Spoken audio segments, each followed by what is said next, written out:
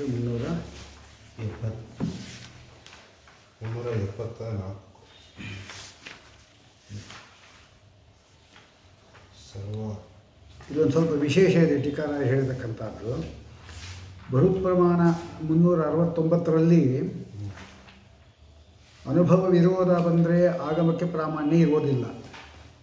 ಮೂಲ ಆಗಮ ಪ್ರಾಮಾಣ್ಯ ಎಂಬತಕ್ಕಂಥದ್ರ ಅನುಭವವೂ ಕೂಡ ಅಪ್ರಾಮಾಣ್ಯ ಬಂದೀತು. ಬಹುಪ್ರಮಾಣ ಸಂವಾದ ಎಂಬುದು ದಾಢ್ಯ ಹೇತು ಅಂಥೇಳಿ ಬಹೂನಾಂ ವಚನೆ ತತ್ಸೇವ ದರ್ಶೇಷ ದಾಢ್ಯತ್ವ ದೃಷ್ಟೇ ಅಂದರು ಅಲ್ವಾ.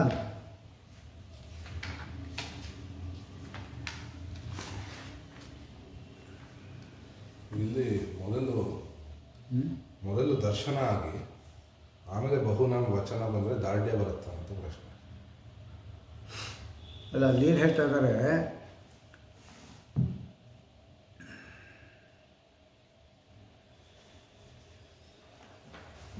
ಆ ವಾಕ್ಯ ನೋಡಿ. ಈಗ ಟೀಕಾರಾಯರದ ವಾಕ್ಯ 370ರಲ್ಲಿ ಯದ್ಯಪಿ ಭೇದ ವಿಷಯಾಣಿ ಪ್ರಮಾಣಾನಿ ಅಲ್ವಾ, ಪ್ರತ್ಯಕ್ಷ ಅನುಮಾನ ಮತ್ತು ಆಗಮ. ಆಚಾರ್ಯ ಏನು ಹೇಳ್ತಾರೆ ಅಂದರೆ, ಅವರು ಹೇಳಿರೋದೇನು, ಪ್ರತ್ಯಕ್ಷ ಮತ್ತು ಅನುಮಾನಗಳಿಂದ ಸಿದ್ಧವಾದ ಭೇದ ಏನಿದೆ ಅದನ್ನು ಭೇದ ಆಗಮವಾಗಿರತಕ್ಕಂಥ ಯಾವುದು ದ್ವಾಸುಪರ್ಣ ಎಂಬತಕ್ಕಂಥ ಶ್ರುತ್ಯಾದಿಗಳು ಅನುವಾದ ಮಾಡ್ತಾ ಇದ್ದಂಥ ಅದು ಅಪ್ರಮಾಣ ಅಂತ ಅವರು ಹೇಳಿದ್ದು. ಮಧ್ವಾಚಾರ್ಯ ಹೇಳೋದೇನೆಂದರೆ, ಆಗಮಕ್ಕೆ ವಿರೋಧ ಬಂದಾಗ ಪ್ರತ್ಯಕ್ಷ ಅನುಮಾನಾದಿಗಳು ದೃಢ ಉಂಟು ಮಾಡುತ್ತೆ ಅಂತ ಹೇಳ್ತಾ ಇದ್ದಾರೆ. ತಿಳಿಸಿ ಹೇಳಿದಾಗ ಆಯ್ತಲ್ವ ಅವರು. ಪ್ರತ್ಯಕ್ಷ ಮತ್ತು ಅನುಮಾನಗಳಿಂದ ಸಿದ್ಧವಾದ ಭೇದ ಏನಿದೆ ಅದನ್ನು ದ್ವಾಸುಪರ್ಣ ಎಂಬತಕ್ಕಂಥ ಆಗಮ ಏನಿದೆ ಅದು ಅನುವಾದ ಮಾಡ್ತಾ ಇದ್ದರಿಂದ ಆ ಆಗಮ ಎಂಬತಕ್ಕಂಥದ್ದು ಅಪ್ರಮಾಣ ಅಂತ ಅವರು ಹೇಳಿದ್ದು. ಅದಕ್ಕೆ ಮಧ್ವಾಚಾರ್ಯ ಉತ್ತರ ಕೊಡಬೇಕು. ಆಗಮಕ್ಕೆ ವಿರೋಧ ಬಂತು ಅಂತ ಹೇಳಿದ್ರೆ ಭೇದ ಮತ್ತು ಆಗಮ ಎಂಬತಕ್ಕಂಥದ್ದೇನಿದೆ ಅದು ಭೇದವನ್ನು ಹೇಳ್ತಾ ಇದೆ ಅಂತ ಹೇಳಿದ್ಮೇಲೆ ಅದರಿಂದ ಸಿದ್ಧವಾದದ್ದು ಪ್ರತ್ಯಕ್ಷ ಮತ್ತು ಅನುಮಾನಗಳು ಅನುವಾದ ಮಾಡಿದ್ರೆ ದೃಢವಾಗುತ್ತೆ ಅಂತ ಹೇಳ್ತಾ ಇದ್ದಾರೆ. ತಿಳಿಸಿ ಹೇಳಿದಾಗ ಆಯ್ತಲ್ವ ಅವರು. ಅದಕ್ಕೇನು ಅಭಿಪ್ರಾಯ ಅಂದರೆ, ಯದ್ಯಪಿ ಭೇದ ವಿಷಯಾನಿ ಪ್ರಮಾಣಾನಿ ಸರ್ವಾಣ್ಯಪಿ ಏಕಾಕಾರ ನೇತಾನಿ. ಭೇದವನ್ನು ಹೇಳತಕ್ಕಂಥ ಪ್ರಮಾಣಗಳೊಂದು ಪ್ರತ್ಯಕ್ಷ ಅನುಮಾನ ಆಗಮಗಳು ಎಲ್ಲವೂ ಕೂಡ ಏಕಾಕಾರಿ ವಿಷಯಾನಿ, ಭೇದದ ಬಗ್ಗೆ ಒಂದೇ ವಿಷಯವನ್ನೇ ಹೇಳ್ತಾ ಇರೋದು, ಬೇರೆ ಬೇರೆ ವಿಷಯ ಹೇಳ್ತಾ ಇಲ್ಲ. ಆದರೂ ಕೂಡ ಪ್ರಥಮ ಪ್ರಮಾಣೇನ ಭೇದೇ ಪರಿಚ್ಛಿನ್ನೆ ಅಲ್ವಾ, ಮೊದಲನೇ ಪ್ರಮಾಣದಿಂದ ನಮಗೆ ಭೇದದ ಜ್ಞಾನ ಬಂತು. ಅದು ಪ್ರತ್ಯಕ್ಷದಿಂದಾಗಲಿ ಅನುಮಾನದಿಂದಾಗಲಿ ಮೊದಲು ಬಂದಾಗ ನಮಗೆ ಅದು ವಿಪ್ರತಿಪತ್ತಿ ಉಂಟಾಯಿತು. ಯಾಕೆ ವಿಪ್ರತಿಪತ್ತಿ ಅಂದರೆ, ಭೇದ ಎಂಬತಕ್ಕಂಥದ್ದನ್ನು ಎಲ್ಲರೂ ಒಪ್ಪಿಲ್ಲ, ಅಂದರೆ ಸರ್ವಸಮ್ಮತವಾಗಿಲ್ಲ ಭೇದ ಎಂಬತಕ್ಕಂಥದ್ದು. ಎಷ್ಟೋ ಜನ ಅನಾದಿ ಕಾಲದಿಂದಲೂ ಕೂಡ ಅಭೇದವನ್ನು ಹೇಳ್ಕೊಂಡು ಐಕ್ಯವಾದಿಗಳಿದ್ದಾರೆ. ಆಗ ಬಂತು ಜೀವ ಪರಮಾತ್ಮರಿಗೆ ಭೇದವೋ ಅಥವಾ ಅಭೇದವೋ ಅಂತ ವಿಪ್ರತಿಪತ್ತಿ ಬಂತು. ಆಗ ಅವನಿಗೆ ನಿಷ್ಕಂಪ ಪ್ರವೃತ್ತಿ ಉಂಟಾಗಲಿಲ್ಲ ಅಲ್ವಾ, ಯಾರಿಗೆ ಸಾಧಕನಿಗೆ.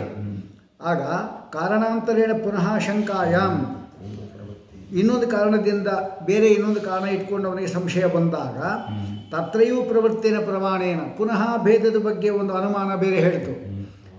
ಆಗ ನಿಶ್ಶಂಕ ಪ್ರತೀತಿ ಭವತಿ, ನಿಶ್ಶಂಕವಾದ ಪ್ರತೀತಿ ಉಂಟಾಗತ್ತೆ ಅಂತ ಹೇಳಿದರು.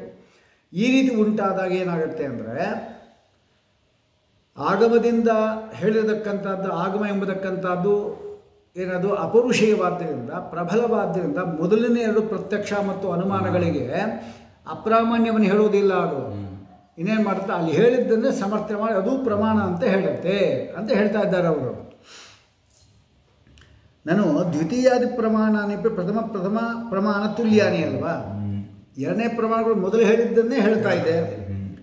ತತ್ಕಥಂ ಪ್ರಥಮ ಪ್ರವೃತ್ತಾವಪಿ ಶಂಕ, ಮೊದಲು ಪ್ರವೃತ್ತಿ ಉಂಟಾಗತಕ್ಕಂಥದ್ರಲ್ಲಿ ಸಂಶಯ ಎಂಬತಕ್ಕಂಥದ್ದು ದ್ವಿತೀಯಾದಿ ಪ್ರವೃತ್ತವು ನಿಶ್ಶಂಕತ. ಹೇಗೆ ಮೊದಲು ಬಂದಾಗ ಸಂಶಯ ಬಂದಿರತಕ್ಕಂಥದ್ದು ಅವನಿಗೆ ಶಂಕ ಬಂದಿದ್ದು, 2 ಮತ್ತು 3 ಪ್ರಮಾಣಗಳು ಹೇಳಿದಾಗ ಅದು ನಿಶ್ಶಂಕ ಪ್ರವೃತ್ತಿ ಹೇಗೆ ಅಂತ ಪ್ರಶ್ನೆ ಇಲ್ಲ. ಯಾಕೆ ಅಂದರೆ ಸಹಕಾರಿಕೃತ ಸಾಮರ್ಥ್ಯ. ಯಾಕೆ ಅಂದರೆ ಮೊದಲು ಮತ್ತು ಎರಡನೇದೇನಿದೆ ಅಥವಾ 2 ಮತ್ತು 3 ಏನಿದೆ ಅದು ಮೊದಲು ಹೇಳಿರತಕ್ಕಂಥ ಒಂದು ಭೇದದ ವಿಚಾರದಲ್ಲಿ ಅದು ದಾರ್ಢ್ಯ ಎಂಬತಕ್ಕಂಥ ಒಂದು ಸಹಕಾರಿತ್ವವನ್ನು ಕೊಡೋದರಿಂದ ಅದು ದೃಢವಾಗುತ್ತೆ. ಹಾಗಾದರೆ ಸಹಕಾರ್ಯವಶಾತ್ ಏನೇನು ಹಾಗೂ ವಿಚಿತ್ರವಾದ ಕಾರ್ಯ ಕಂಡಿದೆ ಅಂತ ಹೇಳಿಬಿಟ್ರು ಅಲ್ವಾ. ಅದು ನೆನ್ನೆ ಆಗಿದ್ದು ಬಹುನಾಮಿತ. ಅದಕ್ಕೆ ದೃಷ್ಟಾಂತ ಏನು? ಪರ್ವತಃ ಅಗ್ನಿಮಾನಿತ್ಯೇಕಶ್ಚ ವಚನೇ ಶ್ರುತೆ ಅಲ್ವಾ. ಪರ್ವತಃ ಅಗ್ನಿಮಾನ್ ಅಂತ ಒಬ್ಬ ವಚನ ಶ್ರುತವಾಯಿತು ಮೊದಲು. ಆಗಮ ವಚನ ಅಂದರೆ ಆಗಮವನ್ನು ಶ್ರುತ ಮಾಡಿತ್ತು. ಯಾರೋ ಒಬ್ಬನು ಕಾಡಿನಲ್ಲಿ ಇರತಕ್ಕಂಥ ಇಬ್ಬರು ವ್ಯಕ್ತಿಗಳು ಏನಿದ್ದಾರೆ ಅಲ್ಲಿ ಅಗ್ನಿ ಇದೆ ಅಂತ ಒಬ್ಬರು ಹೇಳಿದರು ಅಲ್ವಾ. ಅವನಿಗೆ ನಿಶ್ಶಂಕ ಪ್ರವೃತ್ತಿ ಉಂಟಾಗಲಿಲ್ಲ. ಪುನಃ ಇನ್ನೊಬ್ಬ ವನಚರ ಅವನು ಕೂಡ ಹೇಳಿದ ಏನಂತ, ಪರ್ವತದಲ್ಲಿ ಅಗ್ನಿ ಇದೆ ಅಂತ. ಹಾಗಾದ್ರೆ ಈಗ ಅವನಿಗೆ ದೃಢವಾಗಲಿಲ್ಲ. ಅವನೇ ಹೋಗಿ ನೋಡ್ಕೊಂಬಂದ. ಆಗ ಏನಾಯಿತು, ಮೊದಲಿನ 2 ಪ್ರಮಾಣ ಇದೆಯಲ್ಲ ಅದಕ್ಕೆ 3ನೇ ಪ್ರಮಾಣದಿಂದ ಅದು ಪ್ರತ್ಯಕ್ಷದಿಂದ, ಪ್ರತ್ಯಕ್ಷ ಎಂಬತಕ್ಕಂಥದ್ದು ತಾನೇ ನೋಡ್ತಾ ಇರೋದ್ರಿಂದ ಅದು ಅಪರೋಕ್ಷವಾಯಿತು, ಇದು ಪರೋಕ್ಷವಾಯಿತು. ಯಾವುದು ಇದು ಅಂದರೆ ಯಾವುದು? ವನಚರರು ಹೇಳಿದಕ್ಕಂಥ 2 ಪ್ರಮಾಣಗಳೇನಾಯಿತು, ಅದು ಪರೋಕ್ಷವಾಯಿತು, ಇದು ಅಪರೋಕ್ಷವಾಯಿತು. ಅಪರೋಕ್ಷವಾದಕ್ಕಂಥ ಒಂದು ಜ್ಞಾನ ಬಂದಿದ್ದರಿಂದ ಈ ಪರೋಕ್ಷವಾದ ಜ್ಞಾನಕ್ಕೆ ಪ್ರಾಮಾಣ್ಯವೇ ಬರುತ್ತೆ, ಅಷ್ಟು ಹೊರತಾಗ ಅದು ಕಿತ್ತು ಹಾಕ್ಕೊಡೋದಿಲ್ಲ ಅದನ್ನು ಅಂತ ಹೇಳ್ತಾ ಇದ್ದಾರೆ ಮಧ್ವಾಚಾರ್ಯ. ಅದಕ್ಕೆ ದರ್ಶನೇ ಅಂತ ಹೇಳಿದ್ದು.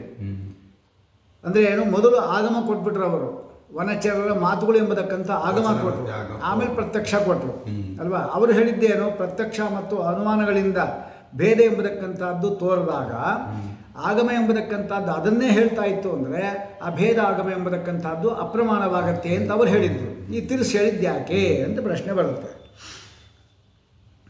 ಅರ್ಥವಿಶ್ವಾಸಾಭಾವೇ ದ್ವಿತೀಯ ಸವಯಂ ಶೃಣೋತಿ ತತ್ರ ಕಾರಣಾಂತರ ಉಪನಿಪಾತೇನ, ಅಲ್ಲಿಯೂ ಕೂಡ ಅವನಿಗೆ ಸಂದೇಹ ಉಂಟಾದಾಗ ಶಂಕ ಅನುವೃತ್ತೋ ತೃತೀಯಸ್ಯಾಪಿ, 3 ಜನ ಆಗಮರು ಹೇಳಿದ್ದಾರೆ. ಈಗ ಏವಂ ಬಹೂನಾಂ ವಚನೆ ಶ್ರುತೆ ಪರ್ವತಂ ಪ್ರತಿ ಆಸೀದತಃ, ಪರ್ವತಕ್ಕೆ ಅವನೇ ಹೋದ.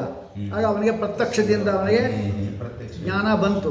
ಅಗ್ನೇಹ ಪ್ರತ್ಯಕ್ಷಣ ದರ್ಶನತಿ ವಿಶ್ವಾಸ ಏವ ದೃಶ್ಯತೆ, ಅವರ ಮಾತುಗಳಲ್ಲಿ ವಿಶ್ವಾಸ ಬರುತ್ತೆ. ಹಾಗಾದರೆ ಅಲ್ಲಿ ಲೋಕದಲ್ಲಿ ಅನುಭವದಿಂದ ಸಿದ್ಧವಾದದ್ದಿದು ಅಲ್ವಾ. ಯಾಕೆ ತಾನೇ ಹೋಗಿ ನೋಡಿದ್ದಾನಲ್ಲ, ಇದು ಸ್ವಾರ್ಥಾನುಮಾನ, ಇದು ತಾನೇ ಹೋಗಿ ನೋಡಿದ್ದಾನೆ ಅಂತ ಹೇಳಿದ ಮೇಲೆ ಅವನಿಗೆ ಧೂಮ ಇದೆ, ಆದ್ದರಿಂದ ವನ್ನಿ ಇದೆ ಅಂತ ಜ್ಞಾನ ಬಂತು. ಹಾಗೆ ಅಪರೋಕ್ಷ ಏನಿದೆ ಅದು ಪ್ರಬಲವಾಯಿತು. ಮೊದಲಿಂದ ಏನಾಯಿತು, ಆಗಮಗಳಾಯಿತು. ಇದರಿಂದ ಅದಕ್ಕೆ ನಾವು ಬಾಧ ಅಲ್ಲ, ವಿಶ್ವಾಸ ಜಾಸ್ತಿ ಆಗುತ್ತೆ, ಅವನಿಗೆ ಪ್ರಾಮಾಣ್ಯ ಉಂಟಾಗುತ್ತೆ. ಇದು ಲೋಕದಲ್ಲಿ ಕಂಡಿದೆ. ನತು ದ್ವಿತೀಯಾದಿಶು ಅಪ್ರಾಮಾಣ್ಯ ಬುದ್ಧಿ, ಅದು ಅಪ್ರಮಾಣ ಅಂತ ಅವನು ಹೇಳುವುದಿಲ್ವಲ್ಲ. ಅನೇನ ನೋಡಿ, ಇದು ಬೇಕಾಗಿದೆ, ಈ ವಾಕ್ಯ ನಂಗೆ ಇದಾಗಿದ್ದು. ಅದು ಅನೇನ ಅಪರೋಕ್ಷತ್ವ ರೂಪಂ ವಿಶೇಷಂ ಅಭಿದತತ, ಯಾವುದಕ್ಕೆ, ದರ್ಶನಕ್ಕೆ. ಅವನೇ ಹೋಗಿ ನೋಡ್ಕೊಂಬಂದಲ್ಲ, ಅದು ಅಪರೋಕ್ಷತ್ವ ರೂಪವಾದಕ್ಕಂಥ ಒಂದು ವಿಶೇಷವನ್ನು ಹೇಳಿದ್ದರಿಂದ ಮಧ್ವಾಚಾರ್ಯರು. ಪ್ರಕೃತಕ್ಕೆ ಏನಾಯಿತು, ಪ್ರಕೃತಕ್ಕೆ ವಿರುದ್ಧ ಆಯಿತಲ್ಲ ಅಂತ ಪ್ರಶ್ನೆ ಬಂದರೆ, ಇಲ್ಲಿ ಅಪರೋಕ್ಷತ್ವ ಎಂಬತಕ್ಕಂಥದ್ದು ಪ್ರಬಲವಾಗಿದೆ, ಅಲ್ಲಿ ಆಗಮ ಎಂಬತಕ್ಕಂಥದ್ದು ಏನಾಗಿದೆ, ಅಪೌರುಷೇತ್ವೇನ ಪ್ರಬಲವಾಗಿದೆ ಎಂಬತಕ್ಕಂಥ ಯುಕ್ತಿಯನ್ನು ಸೂಚನೆ ಮಾಡಿದಾಗಾಯಿತು ಅಂತ ಹೇಳ್ತಾರೆ. ನೋಡು, ಅನೇನ ಅಪರೋಕ್ಷತ್ವ ರೂಪಂ ವಿಶೇಷಂ. ಅನೇನ ಅಂದರೆ ಏನು, ಈ ಒಂದು ದೃಷ್ಟಾಂತ ಕೊಟ್ಟವರು ದರ್ಶನಕ್ಕೆ ಅಪರೋಕ್ಷತ್ವ ರೂಪ ಒಂದು ಪ್ರಾಬಲ್ಯ ಕೊಟ್ಟಿದ್ದರಿಂದ ಅಲ್ವಾ. ಇಲ್ಲಿ ಪ್ರಗತಿಯಲ್ಲಿ ಏನು ತಗೋಬೇಕು, ಪ್ರತ್ಯಕ್ಷ ಮತ್ತು ಅನುಮಾನಗಳಿಂದ ಸಿದ್ಧವಾದ ಭೇದ ಏನಿದೆ ಅದನ್ನೇ ಯಾವುದೋ ಆಗಮ ಎಂಬತಕ್ಕಂಥದ್ದು ಅಪೌರುಷೀಯವಾದ್ದರಿಂದ ಪ್ರಬಲವಾಗಿದ್ದರಿಂದ ಅದಕ್ಕೆ ವಿಶ್ವಾಸ ಬರುತ್ತೆ ಅಂತ ಹೇಳಿದಾಗಾಯಿತು ದೃಷ್ಟಾಂತ. ವಿಶೇಷ ಸೂಚಿತ ಅತೇವ ವಚನಂ ಆದೌ ಉಕ್ತ್ವ. ನೋಡು, ವಚನವನ್ನು ಮೊದಲು ಹೇಳಿದರು, ದರ್ಶನಂ ಪಶ್ಚಾದುಕ್ತಂ. ಅವರು ಹೇಳಿದ್ದೇನು, ಮೊದಲು ದರ್ಶನ ಹೇಳಿದ್ದು ಪ್ರತ್ಯಕ್ಷ ಅನುಮಾನಗಳು ಭೇದಕ್ಕೆ, ಆಮೇಲೆ ಆಗಮ ಎಂಬತಕ್ಕಂಥದ್ದು ಭೇದಾಗಮ ಎಂಬತಕ್ಕಂಥದ್ದು ಅನುವಾದಕ ಅಂತ ಹೇಳ್ಬಿಟ್ಟು ಅಪ್ರಮಾಣ ಅಂತ ಹೇಳಿದರು ಅವರು. ಇವು ತಿಳಿಸಿ ಹೇಳಿದರು. ಯಾಕೆಂದರೆ ಅಪರೋಕ್ಷತ್ವ ರೂಪವಾದಕ್ಕಂಥ ವಿಶೇಷ ಪ್ರತ್ಯಕ್ಷಕ್ಕೆ ಹೇಳಿ, ಅದೇ ರೀತಿ ಈ ಒಂದು ಆಗಮಕ್ಕೂ ಕೂಡ ಅಪೌರುಷೇತ್ವೇನಾದ ಪ್ರಾಬಲ್ಯ ಇರೋದರಿಂದ, ಇಲ್ಲಿ ಅಪರೋಕ್ಷತ್ವೇನ ಪ್ರಾಬಲ್ಯ ಇದೆ, ಅಪೌರುಷೇತ್ವೇನ ಪ್ರಾಬಲ್ಯ ಇರೋದರಿಂದ ಇದು ವಿಶ್ವಾಸವೇ ಬರುತ್ತೆ ಅಂತ ಸೂಚನೆ ಮಾಡಿಕೋತ ಅದು ಹೇಳಿದ್ದು ಅಂತ ಇಷ್ಟ ಆಗಿತ್ತಲ್ವಾ. ಯಾರಿಗಾರು ಒಬ್ಬರಿಗೆ ಮೊದಲೇ ಹೋಗಿ ನೋಡ್ಕೊಂಡು ಬಂದಿದ್ರೆ ಪರ್ವತದಲ್ಲಿ ವನ್ನಿ ಇದೆ, ಅದು ಪ್ರತ್ಯಕ್ಷವೇ ಆಗೋಯ್ತು, ನೋಡ್ಕೊಂಡು ಬಂದರು ಅಂದ್ರೆ ಪ್ರತ್ಯಕ್ಷದಿಂದ ಪ್ರಮಾಣ ಆಗುತ್ತೆ. ಇವಾಗ ಆಮೇಲೆ ಅವ್ರು ಹೇಳಿದ್ರೆ ದಾರ್ಢ್ಯ ಬರುತ್ತಾ ಅಂತ ಅವನು ಅಲ್ಲ, ಸಿದ್ಧವಾದದ್ರಲ್ಲಿ ಯಾತಕ್ಕೆ ಹೇಳಬೇಕು, ಸಮ್ಮತ ಆಗೋಯ್ತು. ಮುಂದೆ ಹೇಳ್ತಾರೆ, ಸರ್ವ ಅವಿವಾದ ಸ್ಥಳೇ ಏವ ಕಶ್ಚಿದ ಅನುವಾದಕತ್ವಂ. ಸರ್ವ ಅವಿವಾದ ಸ್ಥಳದಲ್ಲಿ ಮಾತ್ರ ಅನುವಾದಕತ್ವ ಅಷ್ಟೇ. ಸರ್ವ ಅವಿವಾದ ಅಂದರೆ ಏನು? ಸರ್ವ ಸಮ್ಮತವಾದ ವಿಚಾರ. ಈಗ ಧೂಮ ಇರೋದ್ರಿಂದ ಪರ್ವತ ಒಂದಿದೆ ಅಂತ ಬಿಟ್ಟು ಎಲ್ಲ ನೋಡಿರುವಾಗ ಪುನಃ ನೋಡಿ ಧೂಮ ಇದಾದ್ರಿಂದ ಒಂದಿದೆ ಅಂತ ಅದು ಅನುವಾದಕಾನೇ ಅದು ವ್ಯರ್ಥಾನ. ಎಲ್ಲರೂ ಹೋಗಿ ನೋಡ್ತಾ ಇದ್ದಾರೆ, ಕಣ್ಣಿಂದ ಧೂಮ ಇದೆ, ಬೆಂಕಿ ನೋಡ್ತಾ ಇದ್ದಾರೆ, ಅದು ಅಲ್ವಾ? ಇಲ್ಲಿ ಹಾಗಲ್ಲ. ಶ್ರೀಮದಾಚಾರ್ಯಲ್ಲಿ ಪ್ರತ್ಯಕ್ಷ ಮತ್ತು ಅನುಮಾನಕ್ಕಿಂತಲೂ ಕೂಡ ಆಗಮಕ್ಕೆ ಪ್ರಬಲ ಪ್ರಮಾಣವನ್ನು ಅದಿದ್ದೇ ಇದೆ, ಅದೆಲ್ಲ ಪ್ರಶ್ನೆಯಲ್ಲಿ. ಪ್ರತ್ಯಕ್ಷ ಮತ್ತು ಪ್ರತ್ಯಕ್ಷ ಮತ್ತು ಅನುಮಾನಗಳಿಂದ ಸಿದ್ಧವಾದ ಭೇದವನ್ನು ಆಗಮ ಭೇದಾಗಮ ಎಂಬುದಕ್ಕಂಥದ್ದು ಅನುವಾದ ಮಾಡ್ತಾ ಆದಂದು ವ್ಯರ್ಥ ಅದು ಅಂತ ಅವರು ಹೇಳಿದ್ದು. ಅವರೇ ಹೇಳ್ತಾ ಇದ್ದಾರೆ. ಹಾಗಾದರೆ ಅಲ್ಲಿ ಪ್ರತ್ಯಕ್ಷ ಮತ್ತು ಅನುಮಾನಗಳು ಸಿದ್ಧವಾಗಿದ್ದರೂ ಕೂಡ ಆಗಮ ಎಂಬುದಕ್ಕಂಥದ್ದು 2-3 ಆಗಮ ಹೇಳತಕ್ಕಂಥ ವಿಚಾರ ಏನಿದೆ ಅದೇನಾಗುತ್ತೆ? ಸಾರ್ಥಕವಾಗುತ್ತೆ. ಮತ್ತು 2-3 ಯಾಕೆ ಬೇಕು? ಒಂದೇ ವಿಷಯ ಹೇಳೋದಲ್ವ ಅಂದರೆ ದಾಢ್ಯ ಹೇತು, ಆಗ ನಿಷ್ಕಂಪ ಪ್ರವೃತ್ತಿಗೆ ಅನುಕೂಲವಾಗುತ್ತೆ ಅಂತ ಹೇಳಿದರು ಅವರು, ಅಲ್ವಾ? ಆದರೆ ಸ್ವಲ್ಪ ಹೇಳುವಾಗ ಅವರೇನು ಮಾಡಿದ್ರು ಅಂದರೆ ಅವರ ಆಗಮ ಅದು ಹೇಳಿದರೆ ಪ್ರತ್ಯಕ್ಷ ಆಗಮ ಮೊದಲು ಹೇಳಿಬಿಟ್ಟು ಆಗಮ ಹೇಳಿದರೆ ಇವರು ಆಗಮ ಮೊದಲು ಹೇಳಿ ಆಮೇಲೆ ಪ್ರತ್ಯಕ್ಷ ಅನುಮಾನಗಳು ಇದು ಅದು ಹೇಳಿದರು. ಅದು ಯಾಕೆ ಅಂದರೆ ಪ್ರತ್ಯಕ್ಷ ಎಂಬತಕ್ಕಂಥದ್ದು ಅಪರೋಕ್ಷವಾದದ್ದು. ಪ್ರತ್ಯಕ್ಷ ತಾನು ಅಪರೋಕ್ಷವನ್ನು ನೋಡ್ಕೊಂಡ್ಬಂದಿದ್ದಾನೆ, ಅದು ಆಗಮಕ್ಕಿಂತಲೂ ಕೂಡ ಪ್ರಬಲವಾಗಿದೆ. ಆದ್ದರಿಂದ ಇದರಿಂದ ನಮಗೇನು ಜ್ಞಾನ ಬಂತು ಅದನ್ನು ಇದು ಹೇಳ್ತಾ ಇರೋದ್ರಿಂದ ಹಾಗೆ ಸಂವಾದ ರೂಪವಾಯಿತಾದ್ದರಿಂದ ಪ್ರಮಾಣ ಆಯಿತದು. ಅದರಿಂದ ಅವಿಶ್ವಾಸ ಅಪ್ರಾಮಾಣ್ಯ ಅಂತ ಹೇಳಬೇಕಾಗಿಲ್ಲ ಅಂತ ಹೇಳ್ತಾರೆ. ಹಾಗಾದ್ರೆ ಅವರು ಪ್ರಶ್ನೆ ಏನು ಮಾಡ್ತಾರೆ ಅಂದರೆ, ನಿಮ್ಮ ಪ್ರಕಾರ ಅನುವಾದಿತ್ವ ಎಂಬತಕ್ಕಂಥದ್ದು ಎಲ್ಲೂ ಇಲ್ಲೇ ಇಲ್ಲ ಅಂತ ಆಗ್ಬಿಡುತ್ತೆ. ಎಲ್ಲ ಕಡೆಗಳು ಹಿಂಗೆ ಹೇಳ್ಬೋದಲ್ಲ, ಅನುವಾದಿತ್ವ ಅನ್ನೋದೇ ಇಲ್ಲ ಅಂತ ಆಯಿತು. ಹಾಗಾದರೆ ಸಿದ್ಧ ಸಾಧನ ದೋಷ ಹೇಳೋಂಗೇ ಇಲ್ಲ ನಾವು. ಯಾಕೆ ಅಂದರೆ ಸಿದ್ಧವಾದದ್ದು ಸಾಧನ ಅಂತ ನಾವು ಹೇಳ್ತಾ ಇದ್ದೀವಿ ಅಲ್ವಾ? ದೋಷ ಇದೆ. ಅದೆಲ್ಲಿ ನಿಮ್ಮ ಪ್ರಕಾರ ಏನಾಯ್ತಲ್ಲಿ? ದಾಢ್ಯ ಹೇತು ಅಂತ ನಾವು ಹೇಳಿ ಕೂಡಿಸ್ಬಿಡ್ಬೋದು. ಟೀಕಾ ನೋಡಿ, ಯದ್ದೇವಂ ದ್ವಿತೀಯಾದಿ ಪ್ರಮಾಣಸ್ಯ ದಾಢ್ಯ ಹೇತುತ್ವಾತ್ ಪ್ರಯೋಜನವತ್ವೇನ ನ ಅನುವಾದಕತ್ವಂ ತರ್ಹಿ ಕುತ್ರಾಪಿ ತನ್ನ ಸ್ಯಾತ್. ನೀವು ನಿಮ್ಮ ಪ್ರಕಾರ ದ್ವಿತೀಯಾದಿ ಪ್ರಮಾಣಗಳಲ್ಲೂ ಕೂಡ ದಾಢ್ಯ ಹೇತು ಅಂತ ನೀವು ಹೇಳೋದಾದರೆ, ಹಾಗಾದರೆ ಆ ರೀತಿ ಪ್ರಯೋಜನ ಇರೋದರಿಂದ ಅನುವಾದಕತ್ವ ಇಲ್ಲ ಅಂತ ಹೇಳೋದಾದರೆ ನೀವು ಅಂದರೆ ಎಲ್ಲ ಕಡೆ ಕೂಡ ಅನುವಾದಕತ್ವನೇ ದಾಢ್ಯ ಹೇತುವಾಗುವುದು, ದೃಢವಾಗಲಿಕ್ಕೆ ವಿಷಯ ಅದು ಕಾರಣವಾಯಿತು ಎಂಬ ಉದ್ದೇಶದಿಂದ ಅನುವಾದಕತ್ವ ಎಲ್ಲೂ ಇಲ್ಲ ಅಂತ ನೀವು ಹೇಳೋದಾದರೆ ಕುತ್ರಾಪಿ ತನ್ನ ಸ್ಯಾತ್. ಅನುವಾದಕತ್ವ ಅಂತ ಹೇಳೋಂಗೇ ಇಲ್ಲ. ಸರ್ವತ್ರ ದಾಢ್ಯಸ್ಯ ವಕ್ತು ಶಕ್ಯತ್ವ, ಅದು ಎಲ್ಲ ಕಡೆ ದಾಢ್ಯ ಅಂತ ಹೇಳ್ಬಿಡ್ಬೋದು. ತದಾಚ ಸಿದ್ಧ ಸಾಧನಾದಿ ಅದೂಷಣತ್ವ ಸ್ಯಾತ್. ಸಿದ್ಧ ಸಾಧನ ದೂಷಣ ಅಂತೆಲ್ಲ ಒಪ್ಪಿದ್ದಾರೆ, ಅದು ದೂಷಣ ಅಲ್ಲ ಅಂತ ಆದೀತು. ಯಾಕೆ? ತಸ್ಯ ಅನುವಾದಕತ್ವೇ ಪ್ರಗತಿಯಪಿ ಕಿಂ ನ ಭವೇತ್. ಇಲ್ಲ, ಅದು ಅನುವಾದಕಾರಿ. ಅದು ಕೆಲವು ಅನುವಾದಕ ಅಂತ ಹೇಳಿದ್ರೆ ಪ್ರಗತಿಯಲ್ಲಿ ಯಾಕೆ ಅನುವಾದಕ ಆಗಬಾರ್ದು? ಹಾಗಾದರೆ ಒಂದು ಕಡೆ ಅನುವಾದಕ, ಒಂದು ಕಡೆ ದಾಢ್ಯ ಹೇತು ಅಂತ ಯಾಕೆ ವಿವಾದಗಳು? ಕಿಮ್ನ ಇದು ಭವೇತ್ಯಿತಃ ಸರ್ವೇತಿ. ಹಾಗಾದರೆ ಅನುವಾದತ್ವ ಎಂಬತಕ್ಕಂಥದ್ದು ಸಿದ್ಧಾಂತವಾದ ದೋಷ ಇದೆ. ಎಲ್ಲಿ ಅಂದರೆ ಸ್ವಾರ್ಥ ಅನುಮಾನದಲ್ಲಿ ಪ್ರತ್ಯಕ್ಷದಿಂದ ನೋಡಿರತಕ್ಕಂಥ ಒಂದು ವಿಚಾರದಲ್ಲಿ, ಅಂದರೆ ಸರ್ವಸಮ್ಮತವಾದ ವಿಚಾರದಲ್ಲಿ ಯಾರಾದರೂ ಪುನಃ ಇನ್ನೊಂದು ಹೇಳಿದರು ಅಂದರೆ ಆಗದು ಅನುವಾದಕ ಆಗತ್ತೆ ಅಂತ ಹೇಳ್ತಾರೆ. ಎಲ್ಲದು ಸರ್ವ ಅವಿವಾದ ಸ್ಥಳೇ ಏವ ಕಥಂಚಿತ್ ಅನುವಾದಕತ್ವ. ಸರ್ವ ಅವಿವಾದ, ಒಂದು ವಿಚಾರದಲ್ಲಿ ಯಾರಿಗೂ ಕೂಡ ಅಸಮ್ಮತಿ ಇಲ್ಲ, ಎಲ್ಲರೂ ಸರ್ವಸಮ್ಮತವಾಗಿದೆ ಒಂದು ವಿಚಾರ. ಅದು ಯಾವುದನ್ನು ಇಟ್ಕೋಬೋದು ಬೇಕಾದ್ರೆ ಅಲ್ವಾ? ಇಲ್ಲಿ ಘಟ ಇದೆ ಎಂಬುದಕ್ಕಂಥ ವಿಚಾರ ಏನಿದೆ ಸರ್ವಸಮ್ಮತವಾದ್ದರಿಂದ ಅದರಲ್ಲಿ ಇಲ್ಲಿ ಘಟ ಇದೆ ಅಂತ ಒಬ್ಬ ವ್ಯಕ್ತಿ ಹೇಳ್ದ ಅಂದರೆ ಅವರ ವಾಕ್ಯ ಎಂಬುದಕ್ಕಂಥದ್ದು ಏನಾಗುತ್ತೆ? ಅದು ಅನುವಾದವಾಗುತ್ತೆ. ಸರ್ವ ಅವಿವಾದ ಸ್ಥಳೇ ಏವ ಕಥಂಚಿತ್ ಅನುವಾದಕತ್ವ. ಅಲ್ಲಿ ಕೂಡ ಅಷ್ಟೇ ಸಮಯ ಕಥಂಚಿತ್ ಅಂದರೆ ಏನು? ಕೆಲವು ಸರಿ ಅನುವಾದಕತ್ವ ಆಗುತ್ತೆ. ಪರಾರ್ಥ ಅನುಮಾನದಲ್ಲಿ ಮಾತ್ರ ವಚನಗಳಲ್ಲಿ ಮಾತ್ರ ಬರೋದು. ಸ್ವಾರ್ಥ ಅನುಮಾನದಲ್ಲಿ ಮತ್ತು ಇನ್ನೊಂದು ಯಾವುದು ಪ್ರತ್ಯಕ್ಷದಲ್ಲಿ ಬರೋದಿಲ್ಲ. ಅದು ತೀರ್ಮಾನ ಆಗೋಗಿರ್ತಲ್ಲ, ಅದಕ್ಕೋಸ್ಕರವಾಗಿ ಅಂತ ಅಲ್ವಾ? ಅಂದರೆ ನಮ್ಮ ಪ್ರತ್ಯಕ್ಷದಿಂದ ಭೇದ ಸಿದ್ಧ ಆಗಿದ್ದರೂ ಕೂಡ ಈ ಬೇರೆ ಸಂದೇಹಗಳೆಲ್ಲ ಇರೋದರಿಂದ ಪ್ರತ್ಯಕ್ಷದಿಂದ ನಾವು ಭೇದ ಇದೆಯೋ ಇಲ್ಲವೋ ಅಂತ ಸಂದೇಹ ಬಂದರೆ ಪ್ರತ್ಯಕ್ಷದಿಂದ ನಮಗೆ ಸಂದೇಹಕ್ಕೆ ಬರುತ್ತೆ. ಪ್ರತ್ಯಕ್ಷ ನೋಡಿದಾಗ ಅದು ಅಪರೋಕ್ಷವಾದ್ದರಿಂದ ತಾನೇ ನೋಡ್ತಾ ಇದ್ದೇನೆ ಅಂತ ಹೇಳಿದ ಮೇಲೆ ಅಲ್ಲಿ ಬರೋದಿಲ್ಲ. ಇಲ್ಲ, ಭೇದ ಸಿದ್ಧ ಆಗಬೇಕಾದ್ರೆ ಭೇದಕ್ಕೆ ಹೇಳುವಾಗ ಪ್ರತ್ಯಕ್ಷ ಮತ್ತು ಅನುಮಾನಗಳಿಂದ ನಮಗೆ ಭೇದ ಸಿದ್ಧ ಆಗಿದ್ದರೂ ಕೂಡ ಅಲ್ಲಿ ಬೇರೆ ಮತದವರು ಜೀವಾತ್ಮ ಪರಮಾತ್ಮಕ್ಕೆ ಅಭೇದ ಇದೆ ಎಂಬುದಾಗಿ ಹೇಳ್ತಾ ಇರುವುದರಿಂದ ವಿಪ್ರತಿಪತ್ತಿ ಉಂಟಾಗಿ ಅವನ ಸಂದೇಹ ಬರುತ್ತೆ ಅಷ್ಟೇ ಅಲ್ವಾ. ಆಗ ಆಗಮ ಹೇಳ್ಬಿಡ್ತು ಅಂದರೆ ಅಪರುಷೇತ್ವನ ಪ್ರಬಲ ಆಗಿಬಿಡ್ತು. ಸರ್ವೇತಿ ಅವಿವಾದ ಪದೇನ ಶಂಕಾ ಕಾರಣಾಭಾವಂ ಲಕ್ಷಯತಿ. ನೋಡಿ ಇಲ್ಲಿ ಸರ್ವ ಅವಿವಾದ ಸ್ಥಳೇ ಅಂತ ಹೇಳಿದರು.